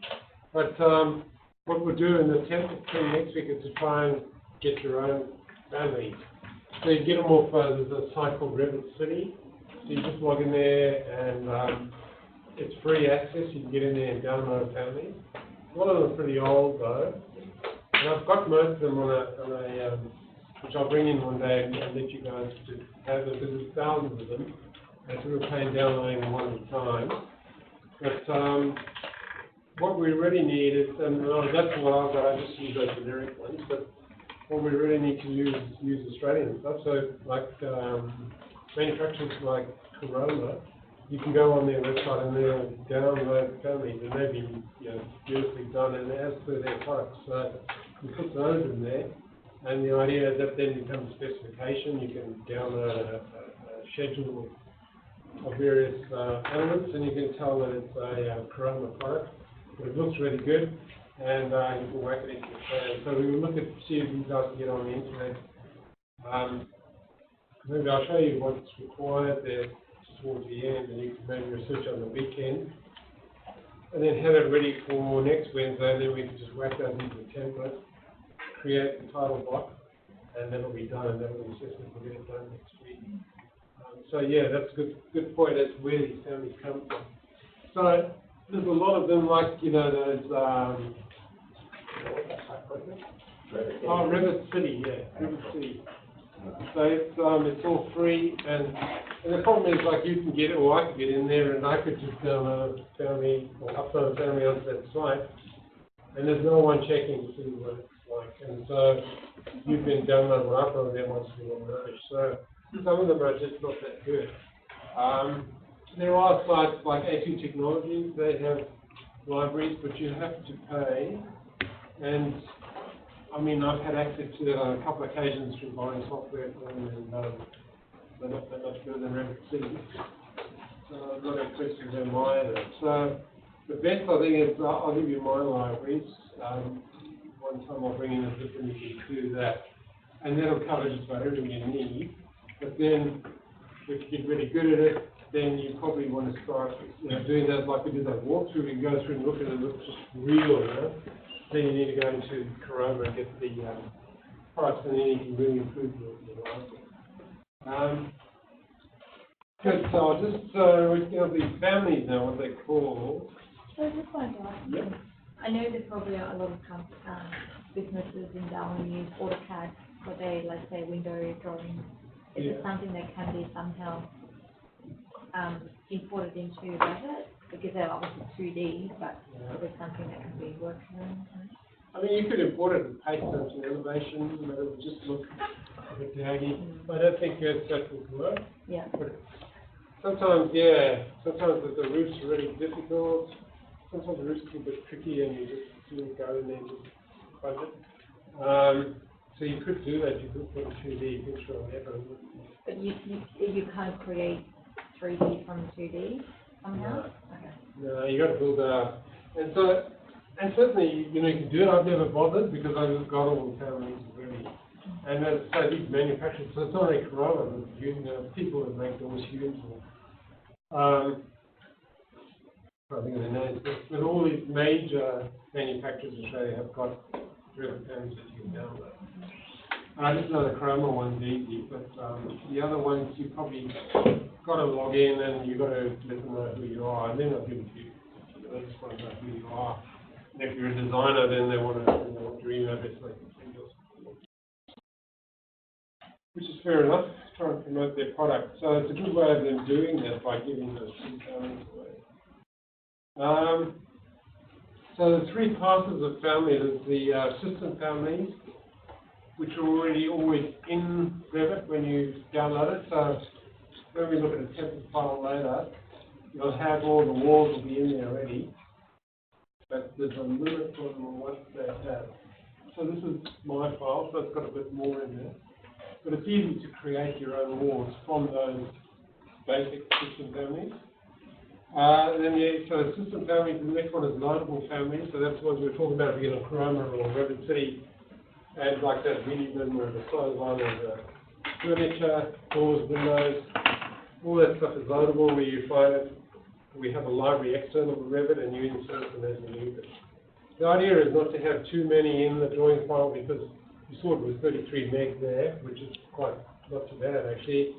When I was working with the architect and Tanya, the files go up to 150 meg. And with that big, you need a very powerful computer to run them quickly and do the various things. So it's good to not have families in there that you don't require. You can do a purge like in AutoCAD, get rid of stuff that's not actually being used. That's in that, say if you had a door that's in the family there, but you haven't actually got it in the model, you'll just get rid of it. So I've done a purge before, but it purges a lot of stuff that you think are done, and I had to go back to my old sort of template. So purging is a bit too powerful, and I know a lot of people say the same thing. It just kills too many settings. That's probably not a good one to do. But still, that file there, 33 meg, is not too bad. That's pretty small. So, and then, so the three families, the system families, like our walls and floors, and loadable families like windows and doors, furniture, and then there's in-place families. So in-place families, as you see on page 30, are where we do a combination of items. So if you're doing a large commercial building, you'd have a heap of those sort of desk arrangements and whack them in. But I never use them, they take up a lot of space. If I want to create blocks similar to AutoCAD, I think, where you can put a combination of lines and 2D stuff into a block. And that's pretty handy, whereby you can save that, I'll show you in a while, and import it into any drawing. So we look at placing model. So with this model, we saw that it's missing a wall at the back there. So we just pop that back in. So we go to ground floor. The bedroom 2 there at the back, there's no wall. Look on 3D.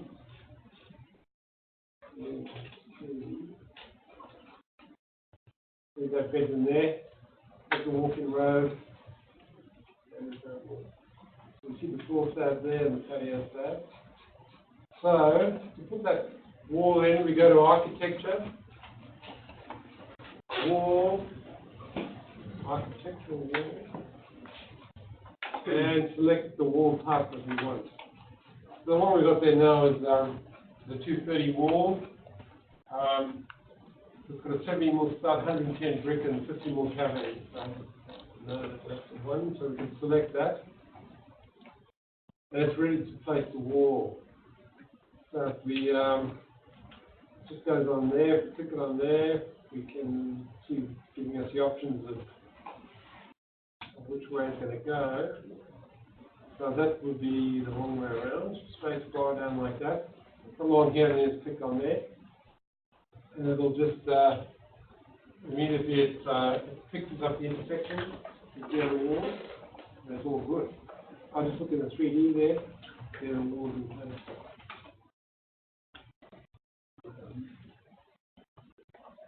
Good. So we can, the next thing is there's no window. Oh, sorry, so anyone have problems with that? Putting the wall in? Yeah, can you do a walkthrough how that? Sorry? Can we do a walkthrough of how to actually do it, how to watch this? Well, I just showed you 3D to show you it was there. You don't need to. Oh. It'll be set in the correct position. So, you see the property's a wall. It's attached to the ground floor.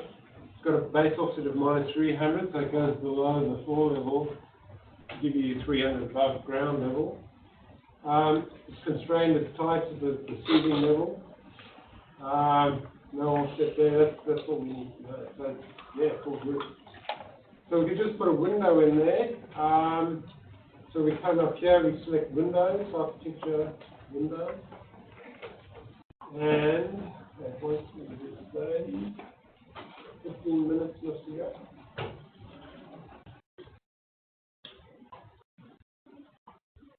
So we come in this drop down here and all the windows that are available. So you can just choose any window you feel like putting in there. I'm going to put a double. So you see this is the windows are live, what do they call it? Hosted. They're hosted elements, so they have to be hosted by a wall. You can't just pop them on anywhere like you do with the cars or the furniture. So you get that no smoking sign there on the cursor. As soon as it comes near a wall, it's good. It's good to go. So we can whack it in and stick it in there, and the door's in, so the window's in. So if I look at that elevation, the window's in, but it's in the wrong spot. I mean, it's the wrong head height. See the head's up in the roof there, it's not good. So if I just select the window, go to property, and it's still at 900 above the floor, and it's an 1800 high window, 1800 high. So obviously if it's 1800 and 2100 here, it should be 300 still, and then it comes down to the right place. So I can fix that problem if I go to edit type on that double hung. And see it's got the default edge of 27, so that's why I put it in too high. If I change it to 21, next time I put it in, it'll go in the right spot or whatever.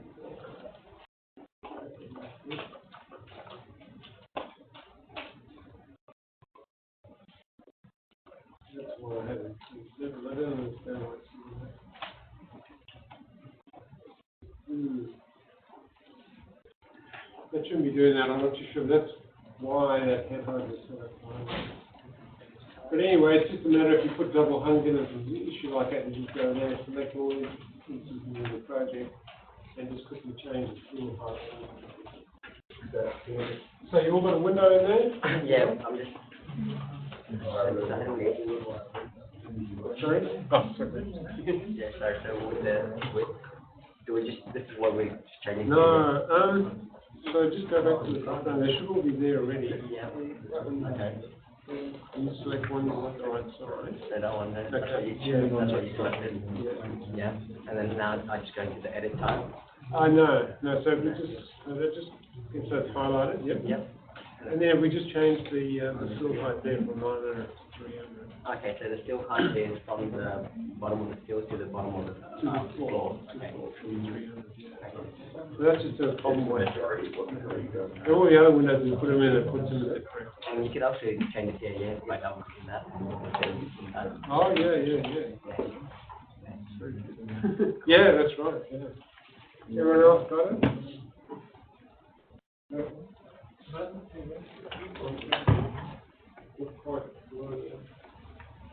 How do you,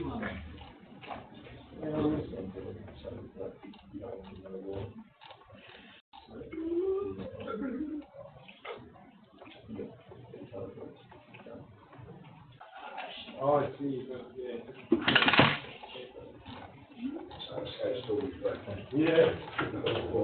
This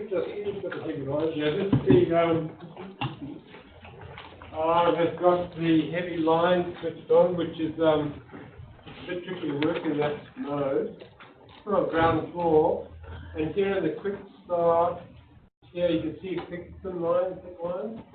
So if we click on that, we end up with the actual line weights that we'd see when it's printed. Okay. And sometimes it's handy when you're drawing, when you're drawing complex roofs, you put construction lines on, it's good to have that line weight so you can see your construction lines. So the time it's usable, most of the time, you definitely want to, you just toggle off and have, so that all the line weights are fine, and then you can do precise work. So, if you get it, so it was just line lines, yeah, that's good. Like, you can zoom in, get your, the everything's actually up there. It's done automatically, but sometimes you need to see the intersection, and you can't get it. So, how did you pick one? I just changed it out, yeah. Do you want to thick or thin? So it's just a toggle, yeah. Everyone got the window in? Yeah. And the door? Yeah. I'll just put the door too. Ah, I mean, yeah, no, sorry, I meant the window and the wall. Okay. Okay, oh yeah, we can put a door in. I remember there was the walk-in road's got no door. We're going to have a door to get in there. Okay. So if we go to architecture door, and let's put a 770 in there.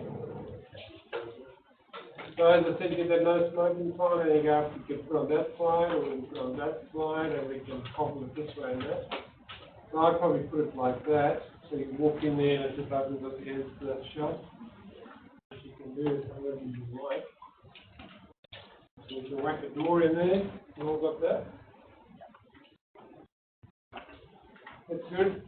So what it's called, we need a host. Yeah, it's got to be hosted, so it needs a wall.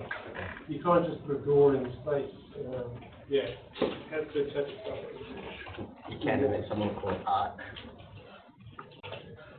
Okay, so the other thing, I thought we'd just put some beds in there. See, the other bedrooms have got beds. Bedroom 3 and 4 have got a bed and a side table. So if we go to bed 2 again, go to architecture, go to components. And face the component. Bed that's hidden. Oh, that's the hot water system on the roof. Ah, okay. I thought that was a bed that's already hidden because when I was plugging that. Yeah. Okay. So if we go to components and have a look in there for.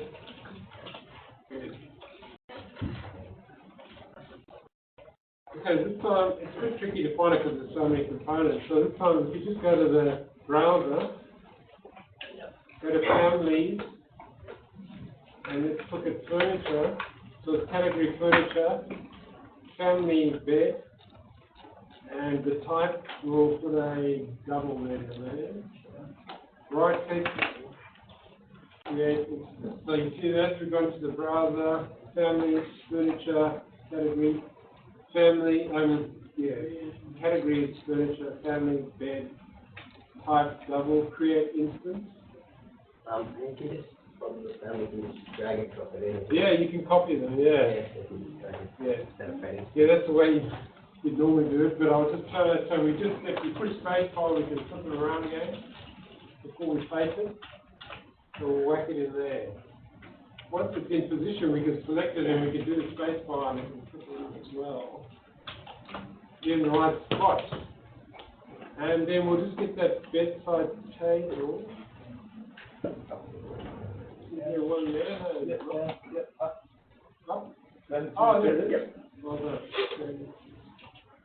I'll just whack it in there. So now we need to just move those around so it looks spot on.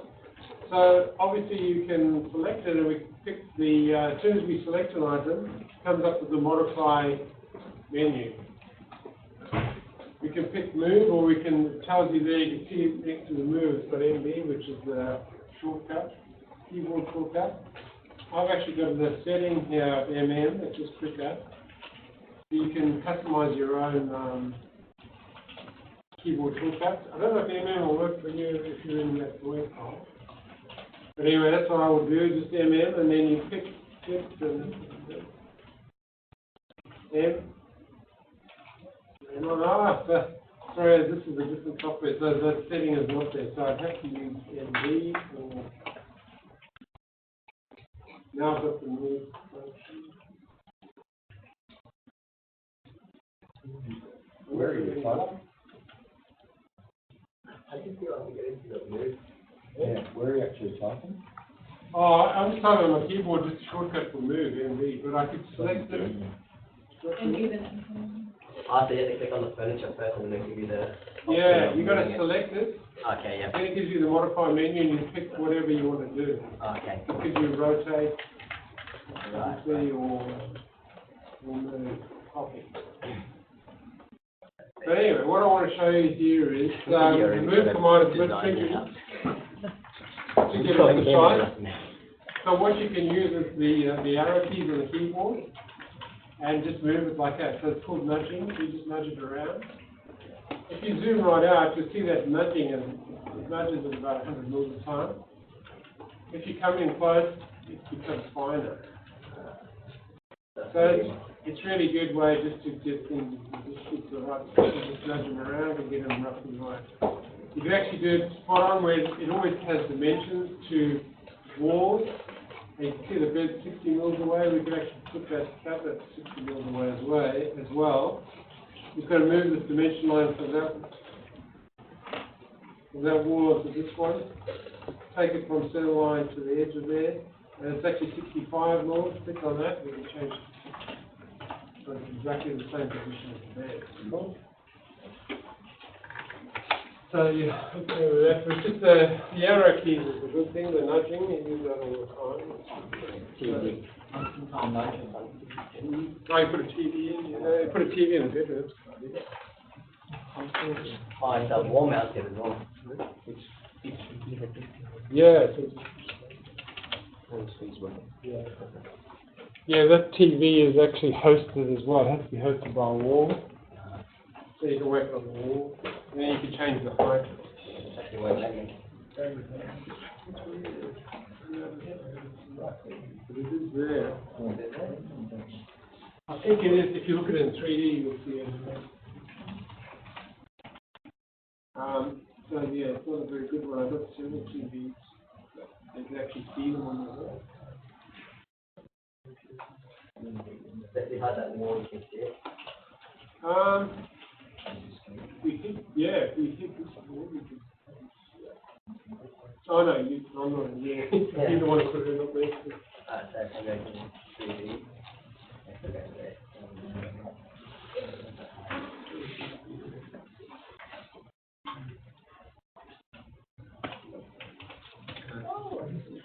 And on the other side of the wall? Yeah, there it is. Oh, yeah, it's in the sun. I've always wanted to see them looking wall. Yeah. That's great. Does anybody have problems with that, putting windows and doors and furniture in? So we just created a 3D view so we can have a look at that bedroom. So, if you go to 3D views and then select the 3D view, that 3D one I've got highlighted now. That's like a default one, it's always there. We create some more. So if I duplicate that view, let's say with detailing, and let's just rename that to 3D roof off. So we'll take the roof off so we can see inside there.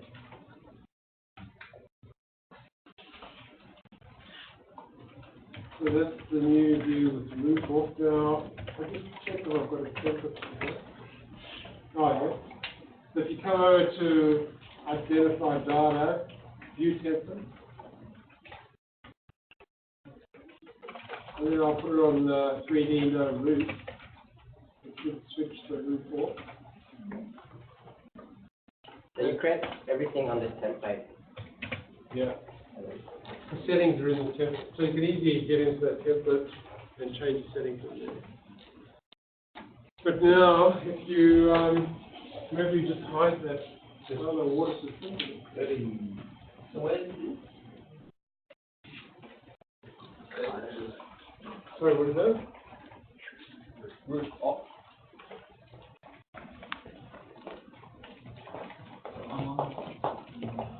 Is that the new one? Good. So if you just go to No.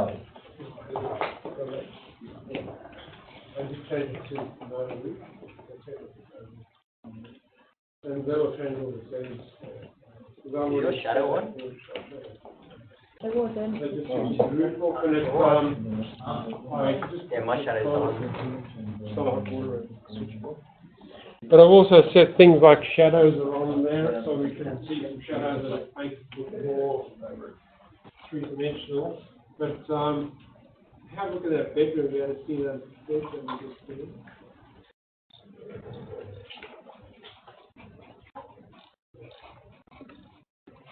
Maybe the window on the wall we just put in. Oh, good.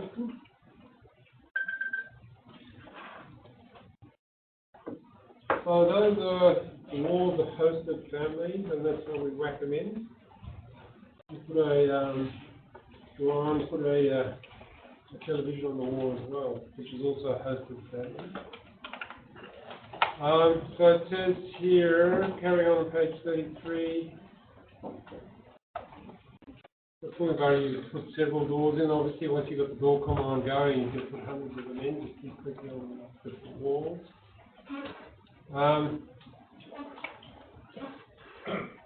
So it says here other components that stand alone, which would be things like the bed, I think. Yes. Okay, so if we go to page 34, it talks about model families that we put in where you have to sketch. So you see here we've got a floor slab on the house and a floor slab on the alfresco. But there's no floor slab on the porch, so we'll just whack one in there.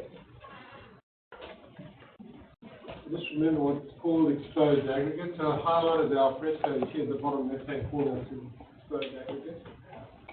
So if we go to architecture floor architecture, and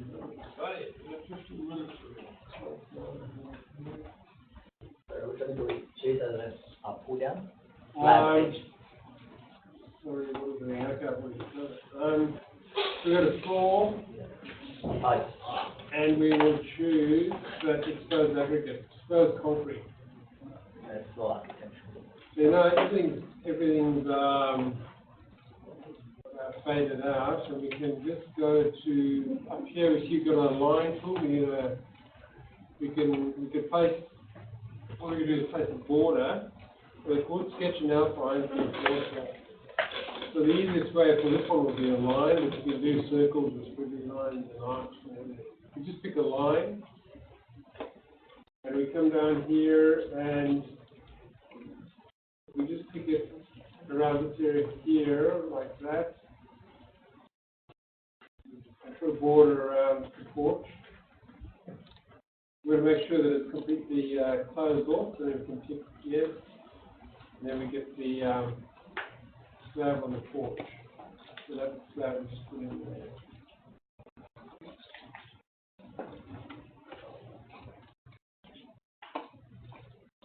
That's the porch slab, and it's too high. We just set it down, the height is at 50 mils above the floor level. If I just set it down minus 200.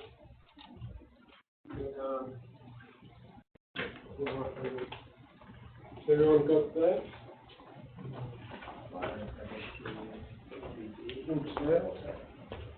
Oh, so that means it's actually it's in creation mode. So just come up and yep. And then into the line tomorrow. And then just pick yeah.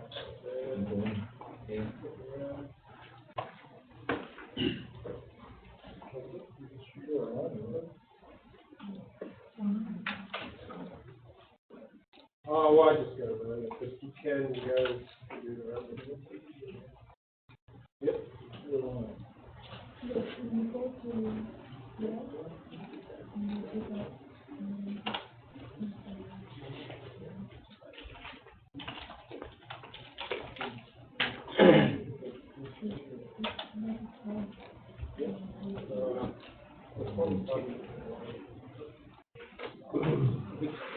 Well, it's just funny.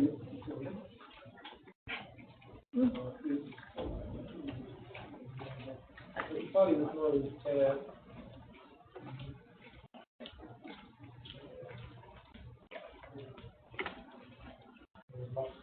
It's all funny.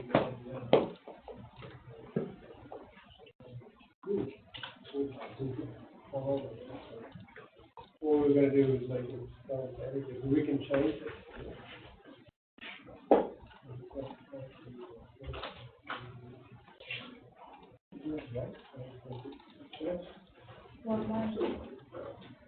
Yeah, once it doesn't change. How do I get out of this? Oh, you got to just tick it. Yeah, that's it. Okay. Good. And then where do I change the?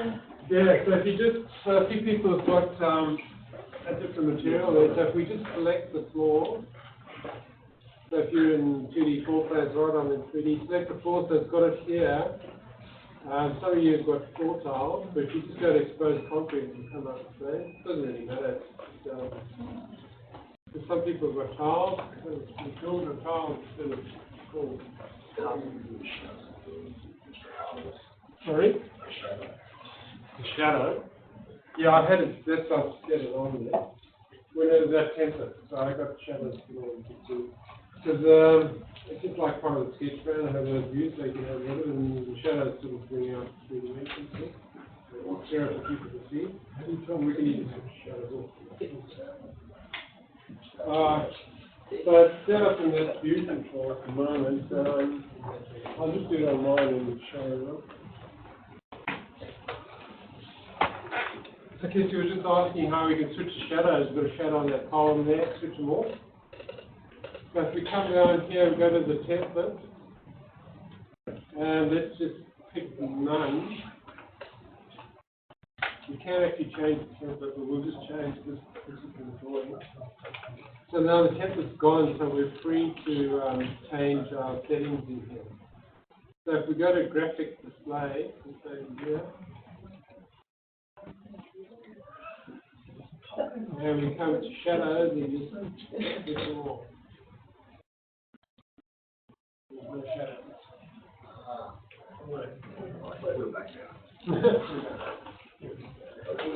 But yes, mine is also. So sometimes the shadow just gives you Yeah. wow, yeah, so we just, you finished one? Because, I mean, we're going to draw the, no, just zoom in there a bit more, yeah, and then get the line to it. Yeah, and just zoom out of it. Now we snap on that corner there, say. Oh, it's not selected. So you just if you see select an element, that would be your center of rotation, okay? Then you just press shift, and then press the So, I haven't been in my house, but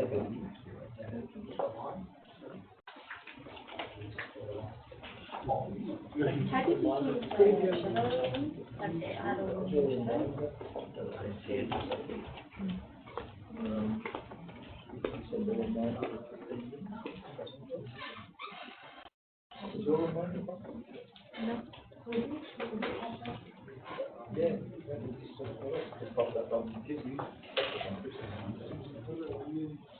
But I didn't change it.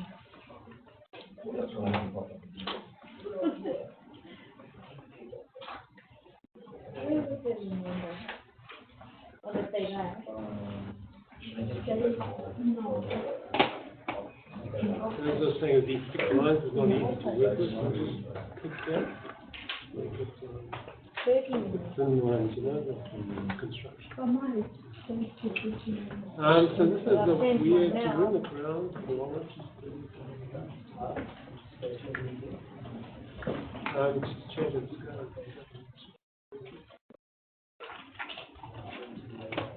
And then we can go.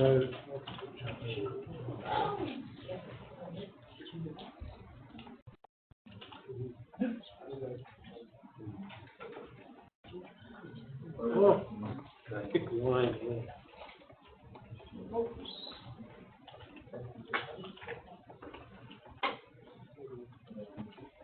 If you just click around there and then you click the green one.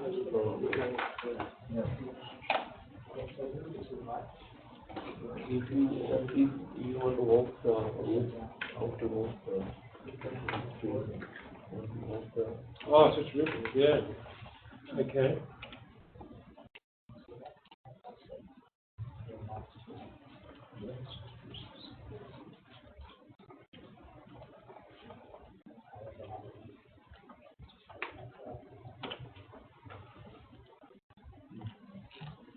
So we do 3D, we'll just do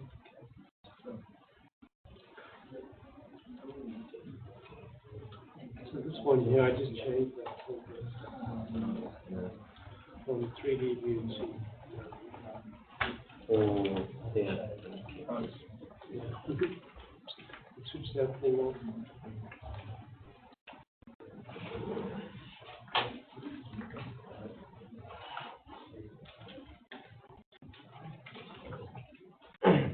Good.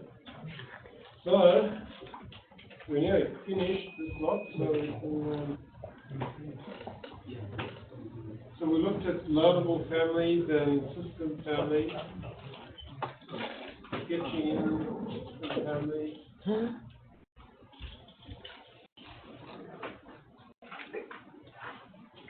Your front porch is below ground level now there. Sorry? Your front porch is below ground level now? The porch. Yeah, it's a bit messy here. This probably this small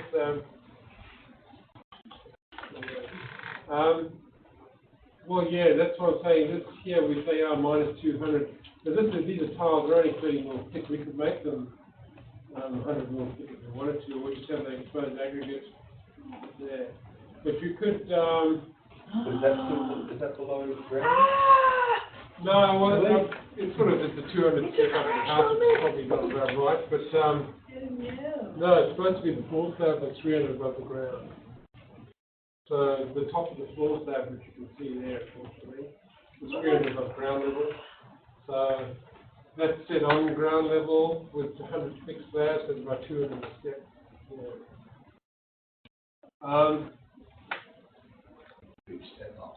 Yeah, it looks bigger to walk in, so we probably need to change that to like 100 steps. Sorry, 100, yeah. Yeah, you're right, we should change that to,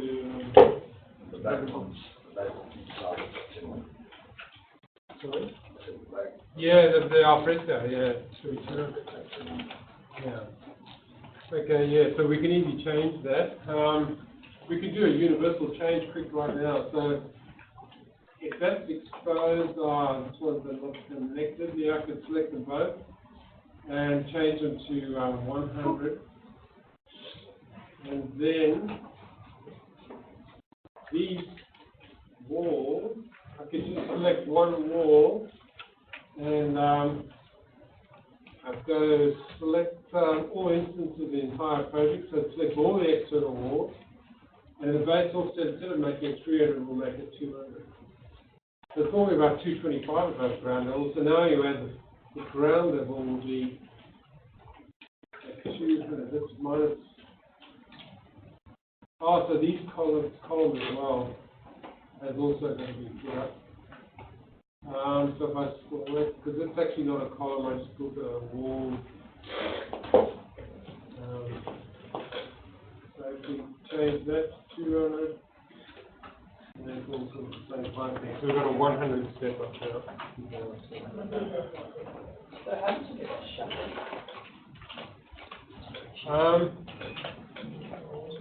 Anyway, it doesn't matter. So I've just got this mob up so we can just have a play, a bit of a play. We'll probably draw it again properly in another lesson after we've done the assessment. So let's see what else we've got to do.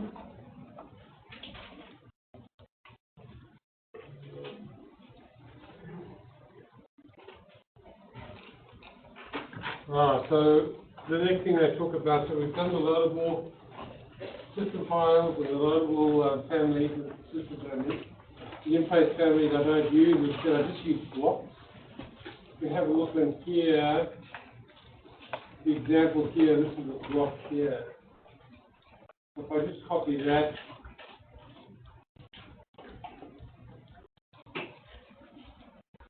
over there. So it's like an AutoCAD block, so we can get that box, we can ungroup it, and it's just lines. If we select all the lines, then we just group them together, create a group, give it a name, so that'll be like a range group, 2D.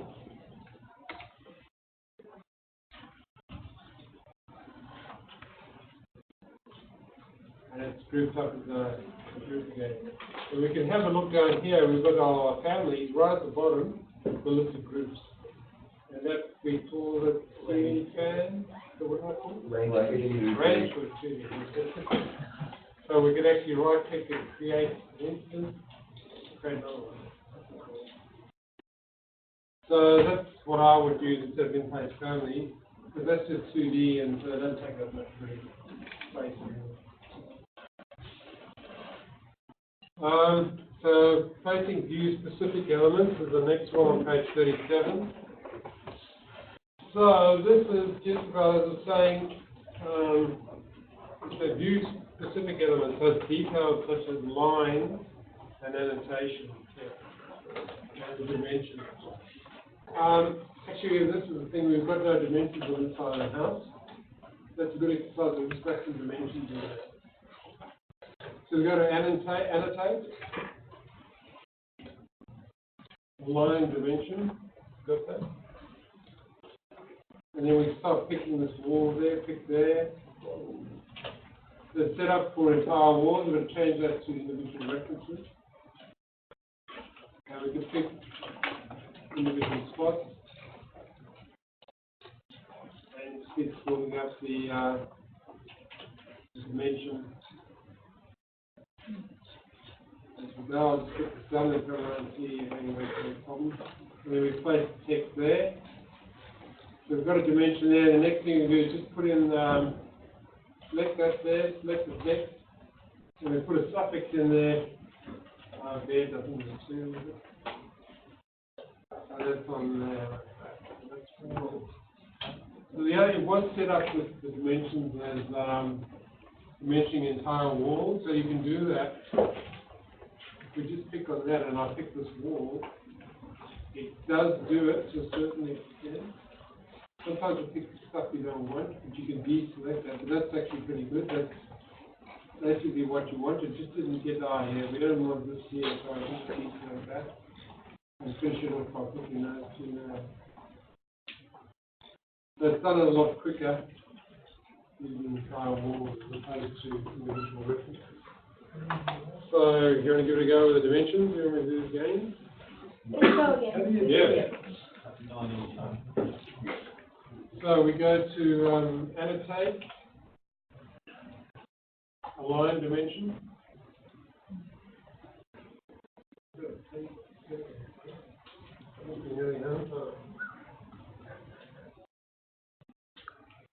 Just do this quickly and then come to that separate. So yeah, with annotate, align dimension, we'll pick individual references. Can you do that? This one already picked it up for me. Yeah, so yours must be on the entire wall. So it does it, so it's pretty cool, but sometimes it gets a bit carried away. And so you change from entire walls to individual references. Okay, yeah. So I've got individual references there now, and then you can pick walls, you have to pick each. Yes, that's it.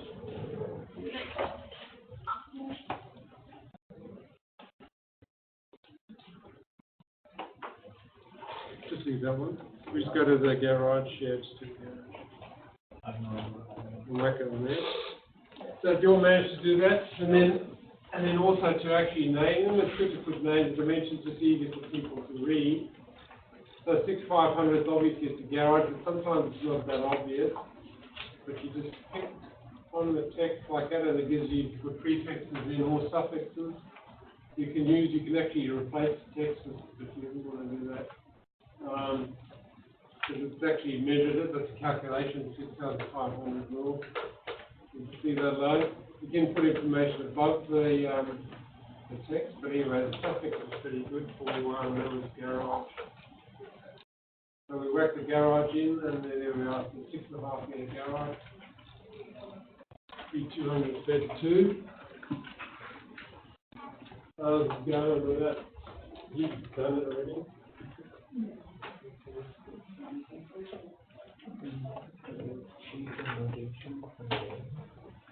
Yep, the line, individual reference, that's good. That's all good. So we just come up. Just come up, yeah, that's fine, and zoom in there. Okay, let's pick that there. Yes. Yeah, pick there. Stick the 220 wall, either part of the external wall.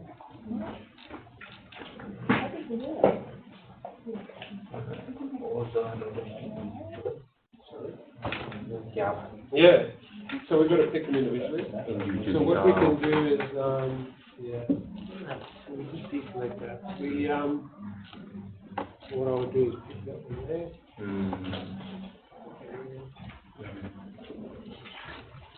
Pick them all the way, and then place it into next. What else like that? Yeah, if you get 0, that means you pick the same spot twice. And so it calculates the distance between the 2 points you picked is 0. So you got, if you just deselect it. No. Pick it again. Oh, I just want to get rid of it, because yeah, we don't want to go on there, we should just pick the walls on there. If you get it there, you don't want to pick the walls, the windows, for the opening. I'll just delete that one, because it's too hard to pick it to the windows.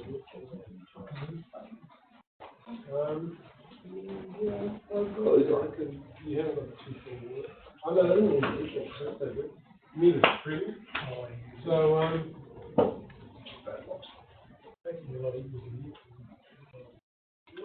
Yeah, snaps.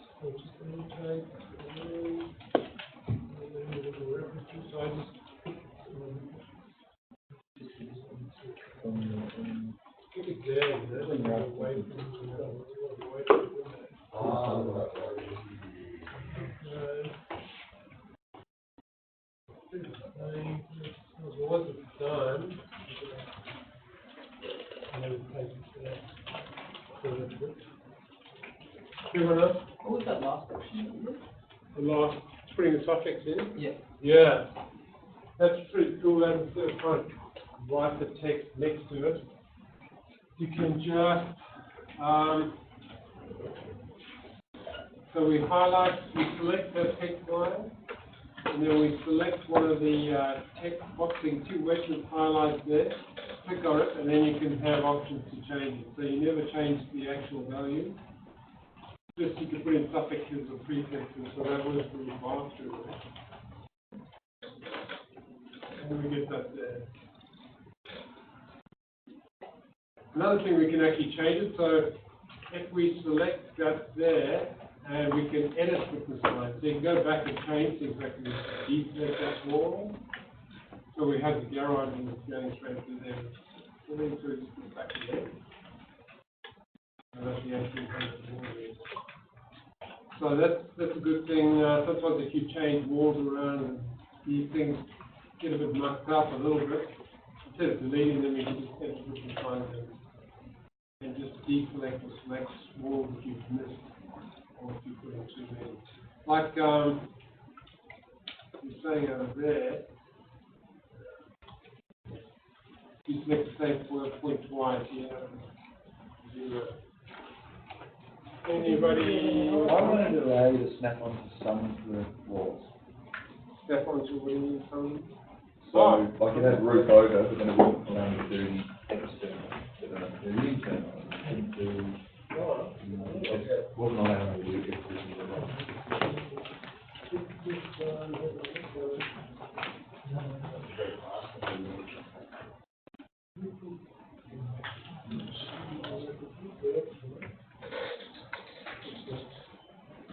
Yeah, and then as I was going along, just going through it, the same thing. Where? The one allowed to snap onto the external walls. Oh, yeah. So, I can do this, but not here. I can't snap onto. No, we don't want to go in there anyway, but... So why is that? Isn't it? But Is that a? It's still a line though, so why wouldn't it? Yeah, you know, but what is this? Is that a skirting board? Yeah, that's just a cavity. So it's a 230 wall, it's 110 brick, Yeah. 50 more cavity. Sorry, this is like a green thing, but, or not here. But, so it's 50 more cavity, and then so it's a brick veneer, and then a 70 more internal wall. So the 70 more wall is the stud wall, which is the structure. And you have a cavity, you put some insulation in there, and you have a cavity on the skin on there. But when you're selecting there, if we just start off, instead of selecting that wall, because you're selecting the vertical wall, we should be over here, selecting this wall here.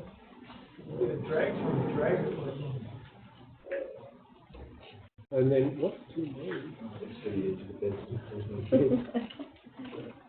Good. So that's good. So yeah, you could actually get in there and select it if you really want to. And how do you like overcome this issue where we're just like writing on the top? So, yeah, well, Like, there, if we just select it again, we'll deselect it. And just do it. Yeah. If it gets too messy, I just escape it. yeah. If it's too hard,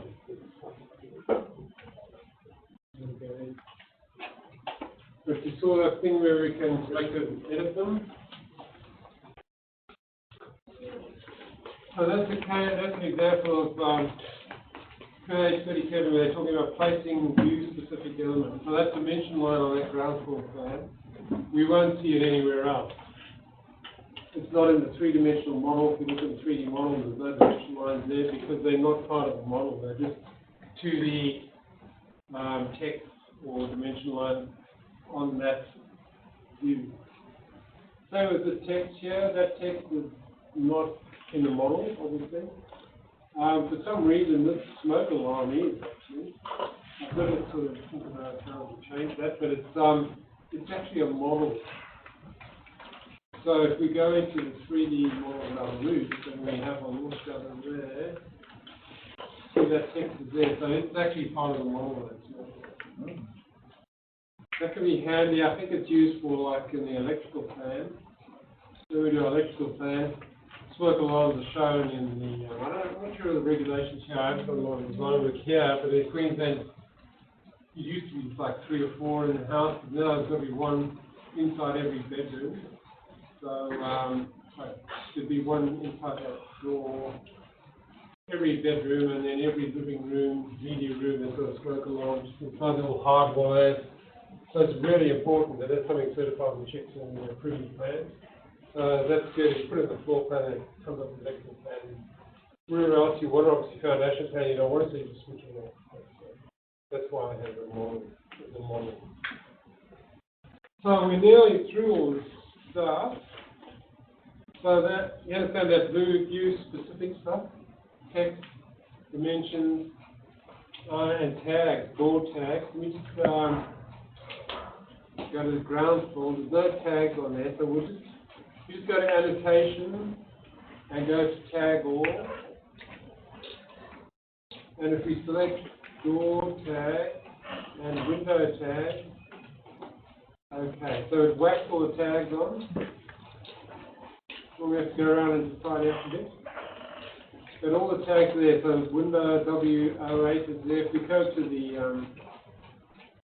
schedule, the window schedule there, W08 is the aluminium sliding window 1800 high by 27 wide. So that schedule will get to that. Schedules are up here. Yeah, the browser, yeah. Sorry, the cupboard shouldn't be part of it, should it? The cupboard? Yeah, because it's kind of, it has tagged the cupboard doors as well. It is? Yeah.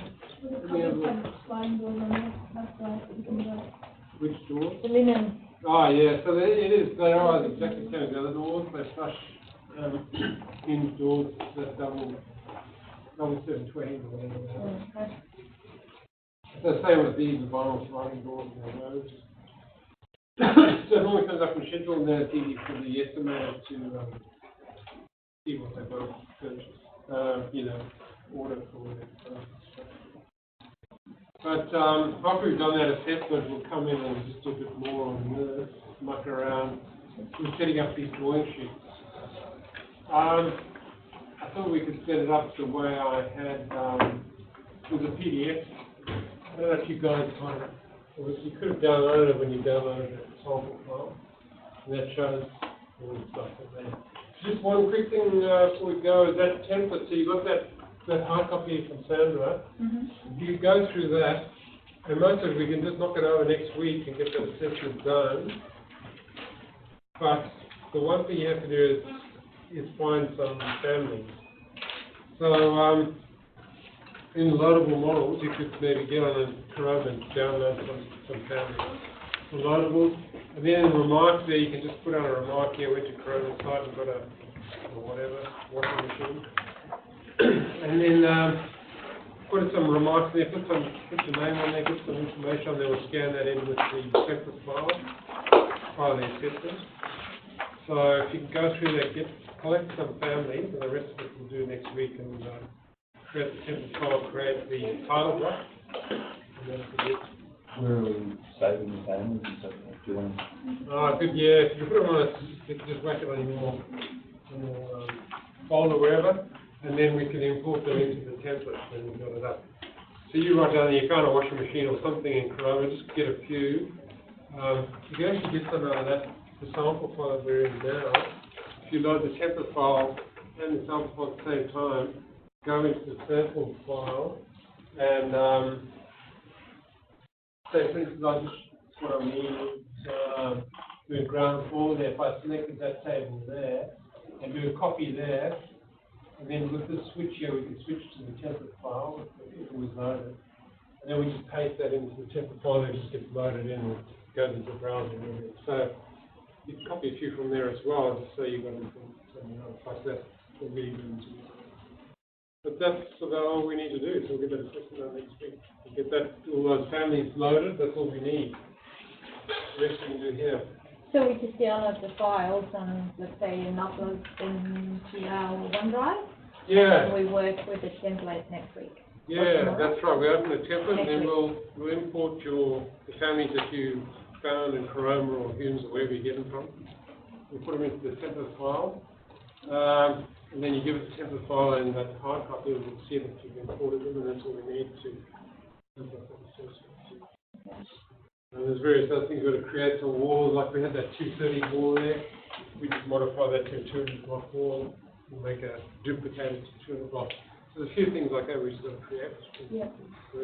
And how many families or how many items do you have to get? Yeah, it's, you know, if you bring half dozen in, you try and get it from those external sites, you go to Redwood City, you can get a few up there.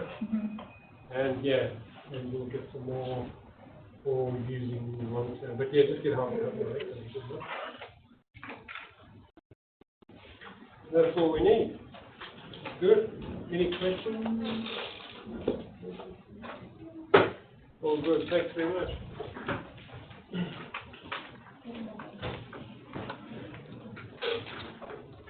Is that all for today? Yeah. Oh, okay. Tom, What's the other one? 3 hours. That's right, Pete. What do you got on the side? I think it's only 3 hours, yeah. Yeah. I think I was just so used to AutoCAD having a whole day. Oh, yeah, same. That is just like, Huh? You like AutoCAD? I think I love the transformation, but I completely, Don't forget to save your file. you know, Yeah. like from 0 to what I can do in AutoCAD now. Yep, always save. You had some AutoCAD experience before, didn't you? But I do. I don't know what to do the center. Yeah. Always coding from. Yeah, every company would already have one. That's cool. I'm glad you did. But I'm confident. No, I didn't walk you through that workshop. But maybe I'll take that. With the knowledge I have now. If you try to get me.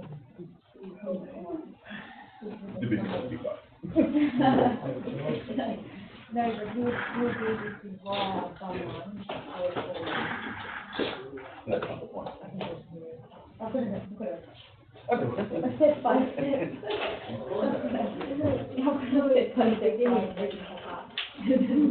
You pick up what you're going to do and then.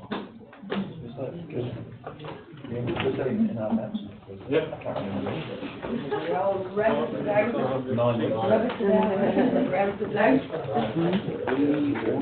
Oh, like some of the things that you write, so it started doing all the, Yeah, it's like You're on 3D now? remember how I was not been